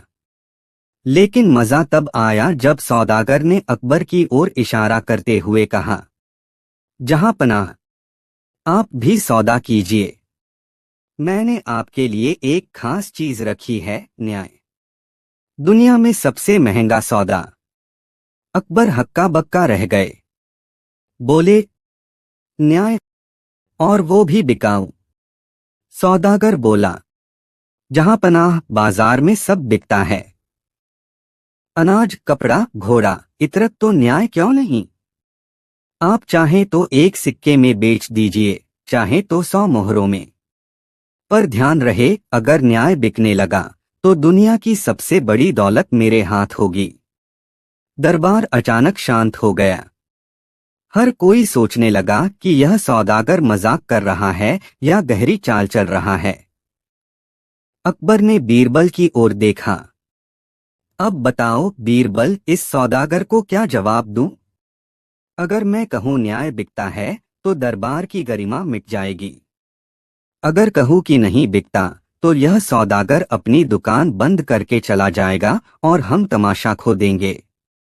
बीरबल मुस्कुराए और बोले, जहांपनाह, इस सौदागर की दुकान सचमुच अनोखी है, लेकिन इसका सबसे बड़ा सौदा अभी बाकी है। सौदागर चौंका। कौन सा सौदा? बीरबल बोले, सौदागर जी, आपने दरबार को बाजार बना दिया। अब आपको खुद को सबसे पहले बेचना होगा। जब तक आप खुद बिकाऊ साबित नहीं करते, आपकी दुकान अधूरी है। बताइए आप अपनी कीमत क्या रखेंगे? सौदागर हड़बड़ा गया। दरबार ठहाकों से भर उठा। अकबर ने मुस्कुराकर कहा, वाह बीरबल, एक ही बात में इस सौदागर की दुकान पलट दी। सौदागर पसीने पसीने हो गया। वह बोला, जहांपनाह, दरबार को बाजार बनाना मेरी भूल थी। दरबार का मूल्य अनमोल है। मैं अपनी दुकान समेटता हूं और वादा करता हूं कि अब इसे बाजार कहकर बदनाम नहीं करूंगा। लेकिन तभी बीरबल ने इशारा किया, जहांपनाह, जाने दीजिए, मगर इस सौदागर से किराया वसूले बिना नहीं। आखिर इसने एक दिन के लिए दरबार को बाजार बना ही दिया था। पूरा दरबार हंसी से लोटपोट हो गया। अकबर ने आदेश दिया कि सौदागर अपनी कमाई का चौथाई हिस्सा खजाने में जमा करे। और इस तरह दरबार फिर से दरबार बन गया और सौदागर की दुकान सिर्फ हंसी का किस्सा बनकर रह गई। अगली नई कहानी। बीरबल और वो कवि जिसने दावा किया, मेरी कविता से बारिश होगी। दरबारे अकबर की सुबह। लाल किले की खिड़कियों से सुनहरी धूप भीतर उतर रही थी। संगमरमर की फर्श पर रखे कालीन चमक रहे थे और राजसी दीवानखाना हमेशा की तरह ज्ञान और मनोरंजन का अखाड़ा बना हुआ था। बादशाह अकबर अपने सिंहासन पर विराजमान थे। बीरबल, अबुल फजल, तानसेन और तमाम दरबारी अपनी अपनी जगह बैठे थे। उसी समय दरवाजे पर शोर मचा।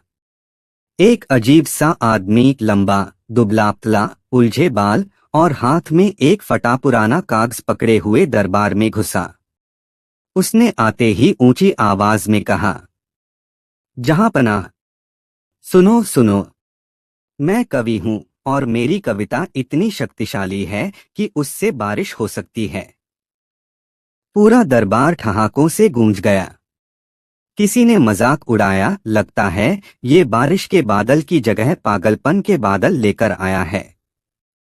कोई बोला, अगर कविता से बारिश होती तो किसान हल जोते छोड़कर कविता की किताबें पढ़ते। लेकिन वह कवि बिल्कुल गंभीर था। उसने अकबर की आंखों में आंखें डालकर कहा, जहांपनाह, मैं झूठा नहीं हूं। मेरी कविता में ऐसा जादू है कि अगर मैं इसे दरबार के सामने पढ़ दूं तो बादल उमड़ घुमड़ कर आ जाएंगे और आसमान से पानी बरसेगा। अकबर हैरान रह गए। उन्होंने हंसते हुए कहा, वाह, ये तो कमाल है। लेकिन कवि महाराज, फिलहाल आसमान एकदम साफ है। न बादल न नमी। अगर आपकी कविता सचमुच इतनी ताकतवर है तो हम सब अभी बारिश देखना चाहेंगे। कवि ने हाथ जोड़कर कहा, जहांपनाह, लेकिन शर्त है। अगर मेरी कविता से बारिश हो जाए तो आप मुझे दरबारी कवि की उपाधि देंगे और रोजाना दरबार में कविता सुनाने का हक देंगे। अगर बारिश न हुई तो मैं खुद को मूर्ख मानकर आपके चरणों में माफी मांग लूंगा। दरबारियों में फिर से हलचल मच गई। कोई बोला, अगर ये सच निकला तो तानसेन की संगीत विद्या भी पीछे छूट जाएगी। कोई बोला, दरबार का रंगमंच अब कविता का अखाड़ा बन जाएगा। अकबर ने बीरबल की ओर देखा। बीरबल, क्या कहते हो? क्या हमें इस कवि की अजीब शर्त स्वीकार करनी चाहिए? बीरबल मुस्कुराए।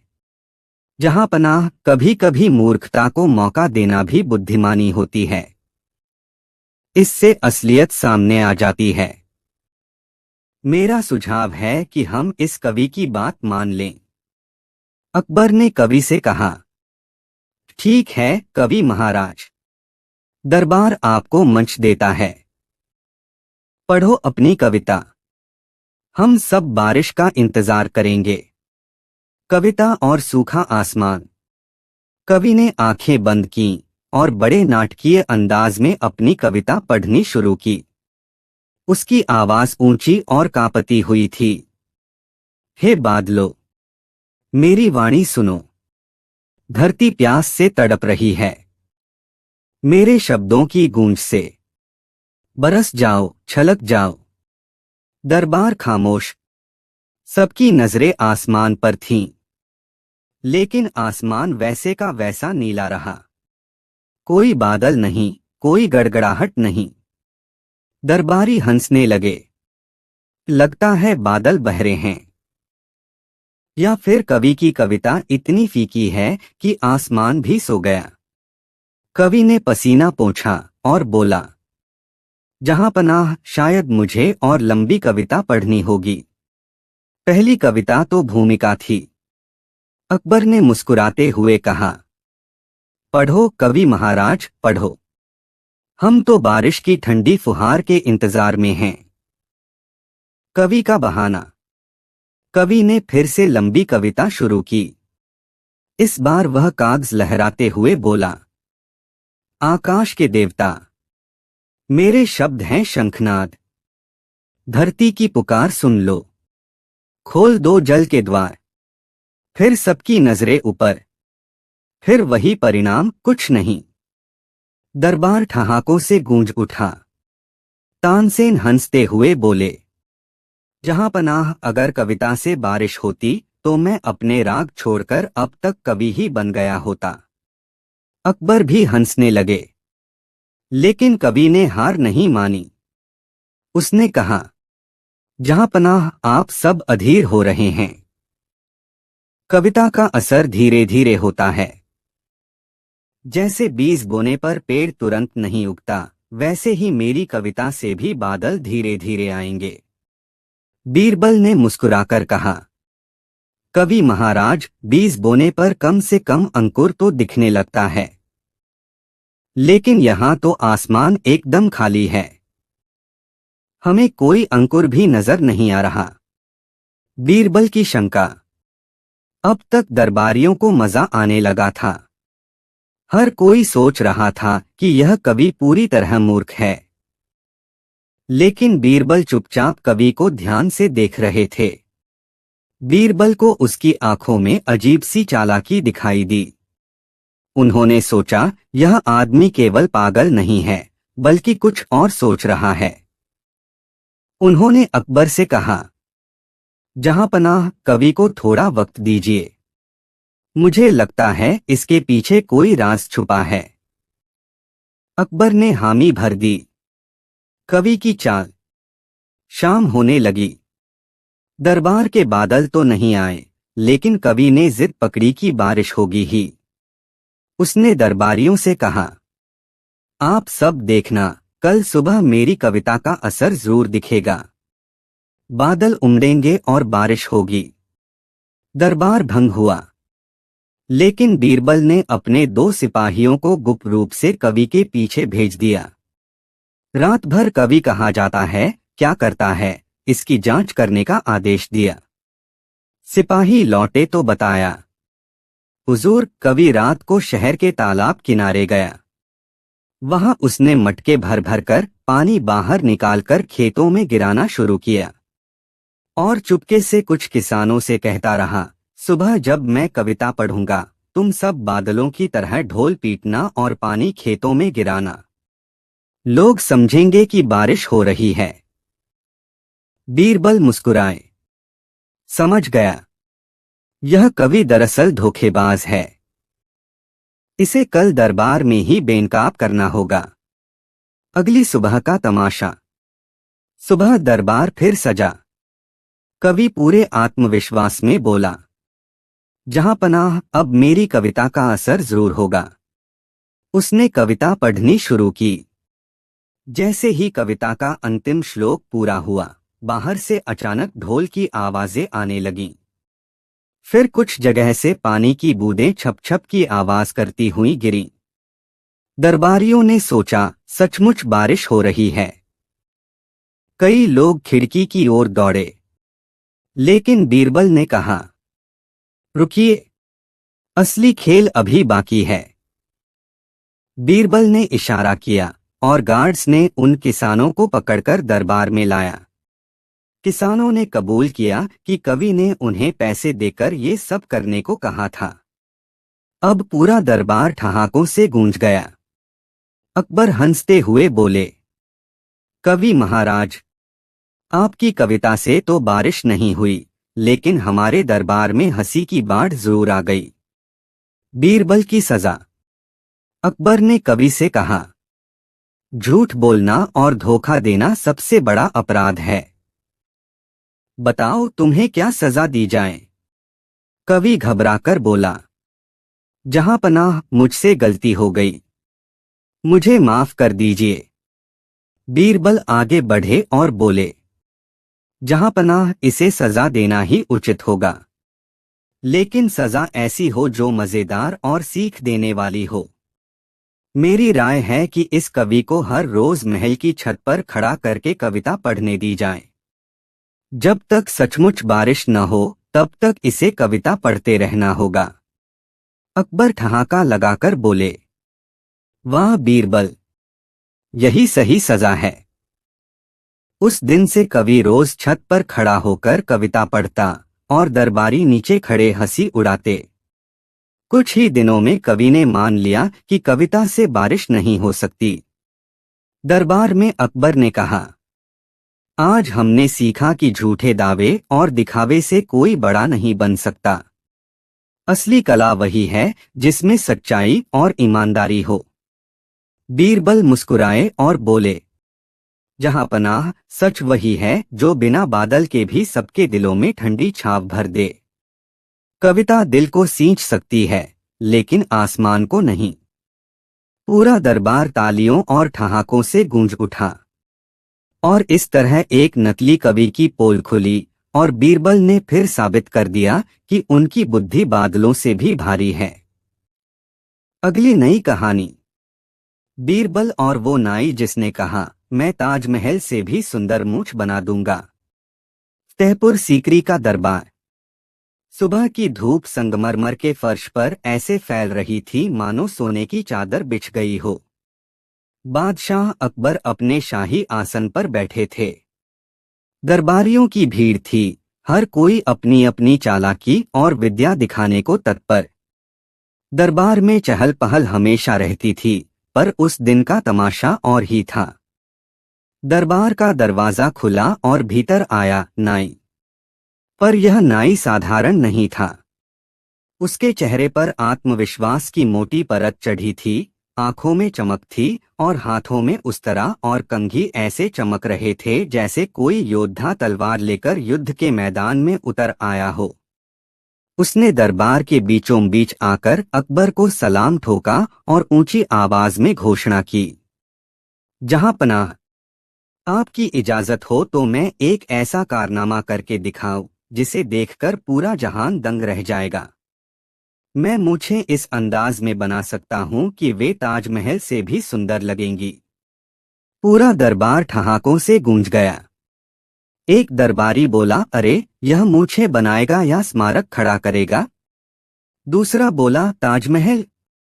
अरे उसने तो अभी तक बनना भी शुरू नहीं किया। तीसरा हंसते हंसते बोला, लगता है नाई की दुकान पर ग्राहक कम हो गए हैं, अब बादशाह के दरबार में मजाक करने चला आया है। अकबर की आंखें सिकुड़ गईं। उन्हें मजाक अच्छा लगा, पर उनकी आदत थी कि वे किसी भी अजीब दावे को यूं ही जाने नहीं देते। उन्होंने नाई से पूछा, मियां, यह ताजमहल कौन सा है जिसे तुम मूंछों में उतारने का दावा कर रहे हो? नाई थोड़ा अटक कर बोला, जहां पनाह, मैंने तो बस यह कहने की जुर्रत की है कि मेरी कला इतनी बेमिसाल है कि अगर कोई मूंछ मेरी उस तरह से संवर जाए तो वह दुनिया की सबसे खूबसूरत चीज लगे। और अगर मुझे मौका मिले तो मैं साबित कर दूंगा कि मेरी मूंछ तराशी हुई ताजमहल की तरह चमकेगी। अकबर मुस्कुराए, वाह नाई साहब, दावे तो बहुत बड़े बड़े हो रहे हैं, पर सवाल ये है कि मूंछ किसकी तराशोगे? किसके चेहरे पर यह ताजमहल बनाएंगे? दरबार में सन्नाटा। सबकी नजरें बीरबल पर टिक गईं, क्योंकि जब भी कोई अजीब मुसीबत या चुनौती आती, निशाना बीरबल पर ही साधा जाता। एक दरबारी बोला, जहां पनाह, बीरबल की मूंछों पर ही यह ताजमहल बनवाया जाए। आखिरकार उनकी मूंछें पहले से ही इतनी सजीली हैं कि यह कारनामा देखने लायक होगा। सभी हंस पड़े। बीरबल ने भी हल्की मुस्कान दी। वे जानते थे कि खेल गहरा होने वाला है। अकबर बोले, ठीक है नाई, तुम्हें मौका दिया जाता है। अगर तुम बीरबल की मूछें इस तरह बना सके कि वे सचमुच किसी अजूबे से कम न लगें, तो तुम्हें शाही नाई घोषित कर दिया जाएगा। लेकिन अगर नाकाम हुए तो सजा मिलेगी। नाई ने घुटनों के बल झुककर कहा, जहां पनाह, यह मौका मेरे लिए ईश्वर का वरदान है। देखिएगा, मैं ऐसा नमूना छोड़ूंगा कि लोग सदियों तक याद रखेंगे। दरबार अगले दिन के तमाशे का इंतजार करने लगा। बीरबल चुपचाप सोच रहे थे, ये नाई मूर्ख तो नहीं लगता, इसमें कुछ चाल जरूर छुपी है। देखना होगा कि इसका मकसद क्या है। अगली सुबह दरबार में कुर्सियां सजी थीं। बीच में ऊंचा आसन रखा गया, जहां बीरबल को बैठाया गया। नाई अपने औजार लेकर आया, कंघी, उस्तरा, कैंची और एक छोटा सा शीशा। उसने बीरबल की ओर देखकर कहा, मंत्री जी जरा स्थिर रहिए, आपकी मूंछों पर ताजमहल उभरने ही वाला है। दरबारी हंसी दबा रहे थे। अकबर आंखें गड़ाए देख रहे थे। नाई ने बड़ी नफासत से मूंछों पर कंघी फेरी, फिर कैंची चलाई। धीरे धीरे मूंछ के सिरे काटता, घुमाता, संवारता रहा। हर बार वह बड़ी नाटकीय अदाओं से कहता, लो जी, यह गुंबद तैयार हुआ, ये रहा मीनार का नक्शा, और ये रही संगमरमर की सीढ़ियां। पूरा दरबार ठहाकों से गूंज रहा था। पर बीरबल शांत बैठे थे। करीब आधे घंटे बाद नाई ने घोषणा की, हो गया। अब देखिए मूंछें कैसी बनी हैं, ताजमहल से भी सुंदर। सबकी नजरें बीरबल पर। सच कहें तो उनकी मूंछें पहले जैसी ही दिख रही थीं। हाँ, थोड़ी छोटी और अजीब सी बन गई थीं। दरबारियों में से एक बोला, अरे, इसमें ताजमहल कहाँ है? ये तो किसी टूटे किले जैसा लग रहा है। दूसरा बोला, अगर यही ताजमहल है तो शाहजहां रो रो कर बेहाल हो जाएगा। अकबर हंसते हंसते लोटपोट हो गए। वाह नाई साहब, तुम्हारा ताजमहल तो मूंछों का कब्रिस्तान लग रहा है। दरबारियों के ठहाकों के बीच नाई का चेहरा उतर गया, लेकिन फिर उसने चतुराई दिखाई और बोला, जहां पनाह, आप सब सही नजर से देख रहे हैं।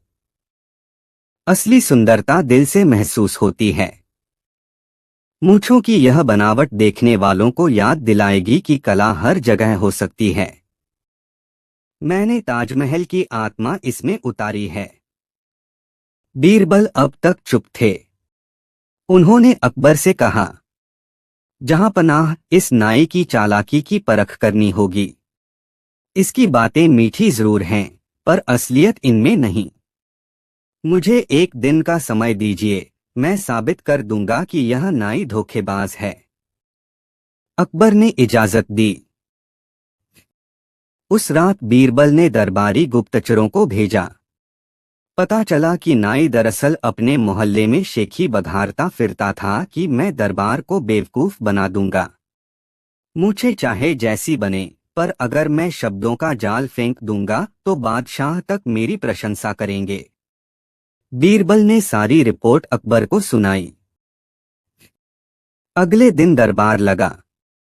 बीरबल ने कहा, जहां पनाह, कल नाई ने दावा किया था कि वह ताजमहल से भी सुंदर मूछ बना देगा। लेकिन यह न सिर्फ झूठ था, बल्कि एक ढोंग भी था। मैं इस नाई की असलियत सामने लाऊंगा। मेरी राय है कि नाई को कोई और चुनौती दी जाए। अकबर ने पूछा, कैसी चुनौती? बीरबल बोले, नाई ने कहा कि मूंछों पर ताजमहल बना सकता है। अब हम इसे कहेंगे कि अपनी ही मूंछ पर ऐसा कर दिखाए। अगर यह अपनी मूंछ पर ताजमहल नहीं बना सका तो साबित हो जाएगा कि यह धोखेबाज है। पूरा दरबार हंसी से गूंज उठा। अकबर ने आदेश दिया, नाई अब अपनी मूंछ पर ही ताजमहल बनाओ। नाई पसीने पसीने हो गया। उसने हकलाते हुए कहा, जहांपनाह, मेरी तो मूंछ ही नहीं है। पूरा दरबार ठहाकों से गूंज उठा। बीरबल मुस्कुराए और बोले, जहांपनाह, यही इसका असली चेहरा है। जो अपनी मूंछ पर ताजमहल नहीं बना सकता, वह दूसरों की मूंछों पर क्या बनाएगा। यह आदमी बस शब्दों का जाल बुनता है।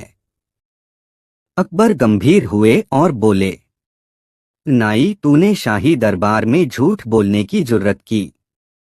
तेरी सजा यही है कि अब से तू दरबार का नाई नहीं, बल्कि दरबार का मस्खरा कहलाएगा। रोज दरबार में आकर हमें हंसाना होगा, वरना तुझे यहाँ से निकाल दिया जाएगा। नाई गिड़गिड़ाया, पर अकबर का हुक्म बदल न सका। उस दिन से वह नाई दरबारियों की हंसी का कारण बन गया। बीरबल ने बादशाह से कहा, जहांपनाह, आज हमने देखा कि कला केवल शब्दों और दावों में नहीं होती। असली हुनर वही है जिसे हर कोई पहचान ले, जिसे साबित करने के लिए बहाने न बनाने पड़े। ताजमहल बनाने वाले मजदूरों ने ईंट पर ईंट रखकर इतिहास रचा था, और यह नाई, यह सिर्फ हवा महल बना रहा था। अकबर ने ठहाका लगाया और बोला, वाह बीरबल, तूने फिर दरबार की इज्जत बचाई। सचमुच तेरी अक्ल किसी ताजमहल से कम नहीं। पूरा दरबार तालियों और ठहाकों से गूंज उठा। और इस तरह एक नाई, जिसने अपनी जुबान के दम पर ताजमहल से सुंदर मूंछ बनाने का दावा किया था, बीरबल की चतुराई के सामने धराशायी हो गया। अगली नई कहानी। बीरबल और वो फकीर जो दरबार में गिनने आया था चुप्पिया। एक बार की बात है, बादशाह अकबर का दरबार हमेशा की तरह भरा हुआ था। कहीं कभी अपनी कविताएं सुना रहे थे, कहीं दरबारी हाजिर जवाबी दिखा रहे थे, और कहीं सैनिक नए हथियारों की ताकत बता रहे थे। लेकिन अचानक दरबार में एक अजीबोगरीब फकीर आ पहुंचा। उसके हाथ में कोई डमरू या कटोरा नहीं था, बल्कि एक पुराना सा हिसाब किताब का बही खाता था। उसके चेहरे पर एक विचित्र मुस्कान और आंखों में ऐसी चमक थी मानो कोई गहरा राज छुपा हो। जो ही वह दरबार के बीच आया, उसने ऊंची आवाज में कहा, जहांपनाह, मैं यहाँ किसी खैरात या मदद के लिए नहीं आया। मैं तो दरबार की चुप्पियां गिनने आया हूँ, और जब तक गिन न लूं बाहर नहीं जाऊंगा। पूरा दरबार ठहाकों से गूंज उठा। एक दरबारी बोला, अरे पागल है, चुप्पी गिनने आया है। ये भी कोई चीज होती है गिनने की। लेकिन फकीर तनिक भी विचलित नहीं हुआ। उसने अपनी बही पर हाथ मारा और बोला, चुप्पी सबसे महंगी चीज है। लोग सोना चांदी बेचकर भी चुप नहीं खरीद सकते। दरबार में जितनी चुप्पियां टूटती हैं, उतनी ही समझदारी की नीलामी होती है। मैं हिसाब लगाऊंगा कि यहाँ किसकी चुप्पी सबसे कीमती है और किसकी चुप्पी सबसे बेकार। बादशाह अकबर की भौहें तन गईं। वाह, बड़ा विचित्र विचार है तुम्हारा। लेकिन गिनोगे कैसे? क्या पैमाना है? फकीर बोला, जहांपनाह, पैमाना तो दरबार ही देगा। किसी ने मूर्खतापूर्ण बात कही तो जो चुप रहेगा वही अक्लमंद होगा। किसी ने बुद्धिमत्ता की बात कही तो जो चुप रहेगा वही बेअक्ल होगा। मैं तो बस हिसाब लगाऊंगा। अकबर ने हंसते हुए कहा, ठीक है, आज दरबार तुम्हें ये मौका देगा। देखो तो सही तुम्हारी गिनती कहाँ तक पहुंचती है। अब फकीर दरबार के एक एक कोने में ध्यान से देखने लगा। जो ही कोई दरबारी कुछ बोलता, वह तुरंत अपनी बही में कुछ लिख डालता। कभी वह किसी के मुंह की ओर टकटकी बांधता, कभी अचानक आंखें मूंदकर कान पर हाथ रख लेता। दरबारी परेशान हो गए। ये आदमी तो हमें हंसने भी नहीं दे रहा। अभी अगर मैं कुछ बोलूंगा और बाकी सब चुप रहेंगे तो मेरी नीलामी हो जाएगी। धीरे धीरे पूरा दरबार असहज हो गया। कोई कुछ कहने से डरने लगा, कोई मुस्कुराने से भी। तभी अकबर ने शरारत से बीरबल की ओर देखा और कहा, बीरबल, अब तो तेरा भी इम्तिहान है। जरा बोलकर देख, ये फकीर तेरी चुप्पी का क्या दाम लगाता है। बीरबल मुस्कुराए और बोले, जहां पनाह, बोलना तो आसान है, पर अगर यह फकीर सचमुच चुप्पियां गिन सकता है तो इसे अभी बता देना चाहिए कि इस वक्त पूरे दरबार में कितनी चुप्पियां मौजूद हैं। पूरा दरबार सांस रोककर फकीर को देखने लगा। फकीर ने आंखें मूंद लीं, सिर झुकाया, होंठ बुदबुदाए और अपनी बही में लंबा चौड़ा हिसाब लिख डाला। फिर बोला, दरबार में इस समय 700 चुप्पियां मौजूद हैं। 500 डर की वजह से, 150 आदत की वजह से और 50 चुप्पियां बीरबल की वजह से। अकबर ने आश्चर्य से पूछा, ये क्या पहेली है? फकीर हंस पड़ा, जहां पनाह, बीरबल, अगर बोले तो लोग चुप हो जाते हैं समझदारी के कारण। अगर ये चुप रहें तो लोग चुप हो जाते हैं डर के कारण कि शायद बीरबल अब बोलेगा। यही तो दरबार की असली ताकत है, एक आदमी की उपस्थिति से पैदा हुई 50 चुप्पियां। पूरा दरबार सन्न रह गया। बीरबल की आंखों में हल्की मुस्कान थी, लेकिन वे भी फकीर की चालाकी देखकर सोच में पड़ गए। तभी अकबर ने ताली बजाकर कहा, वाह, तू तो गजब का हिसाब लगाता है। लेकिन अब ये बता, सबसे कीमती चुप्पी किसकी है? फकीर ने गहरी सांस ली और रहस्यमय अंदाज में बोला, जहां पनाह, वो मैं अभी नहीं बता सकता। इसके लिए मुझे पूरी रात दरबार में रहना होगा। चांदनी में जो चुप्पियां टूटेंगी उनका दाम अलग होगा, और सुबह होते ही मैं हिसाब दूंगा। दरबार में खुसुर पुसुर शुरू हो गई। किसी ने कहा, ये तो रात भर का तमाशा बनाएगा। किसी ने कहा, ये फकीर असल में क्या चाहता है। लेकिन अकबर ने आदेश दिया, ठीक है, आज दरबार यहीं रुकेगा और फकीर अपनी गिनती पूरी करेगा। बीरबल की आंखें सिकुड़ गईं।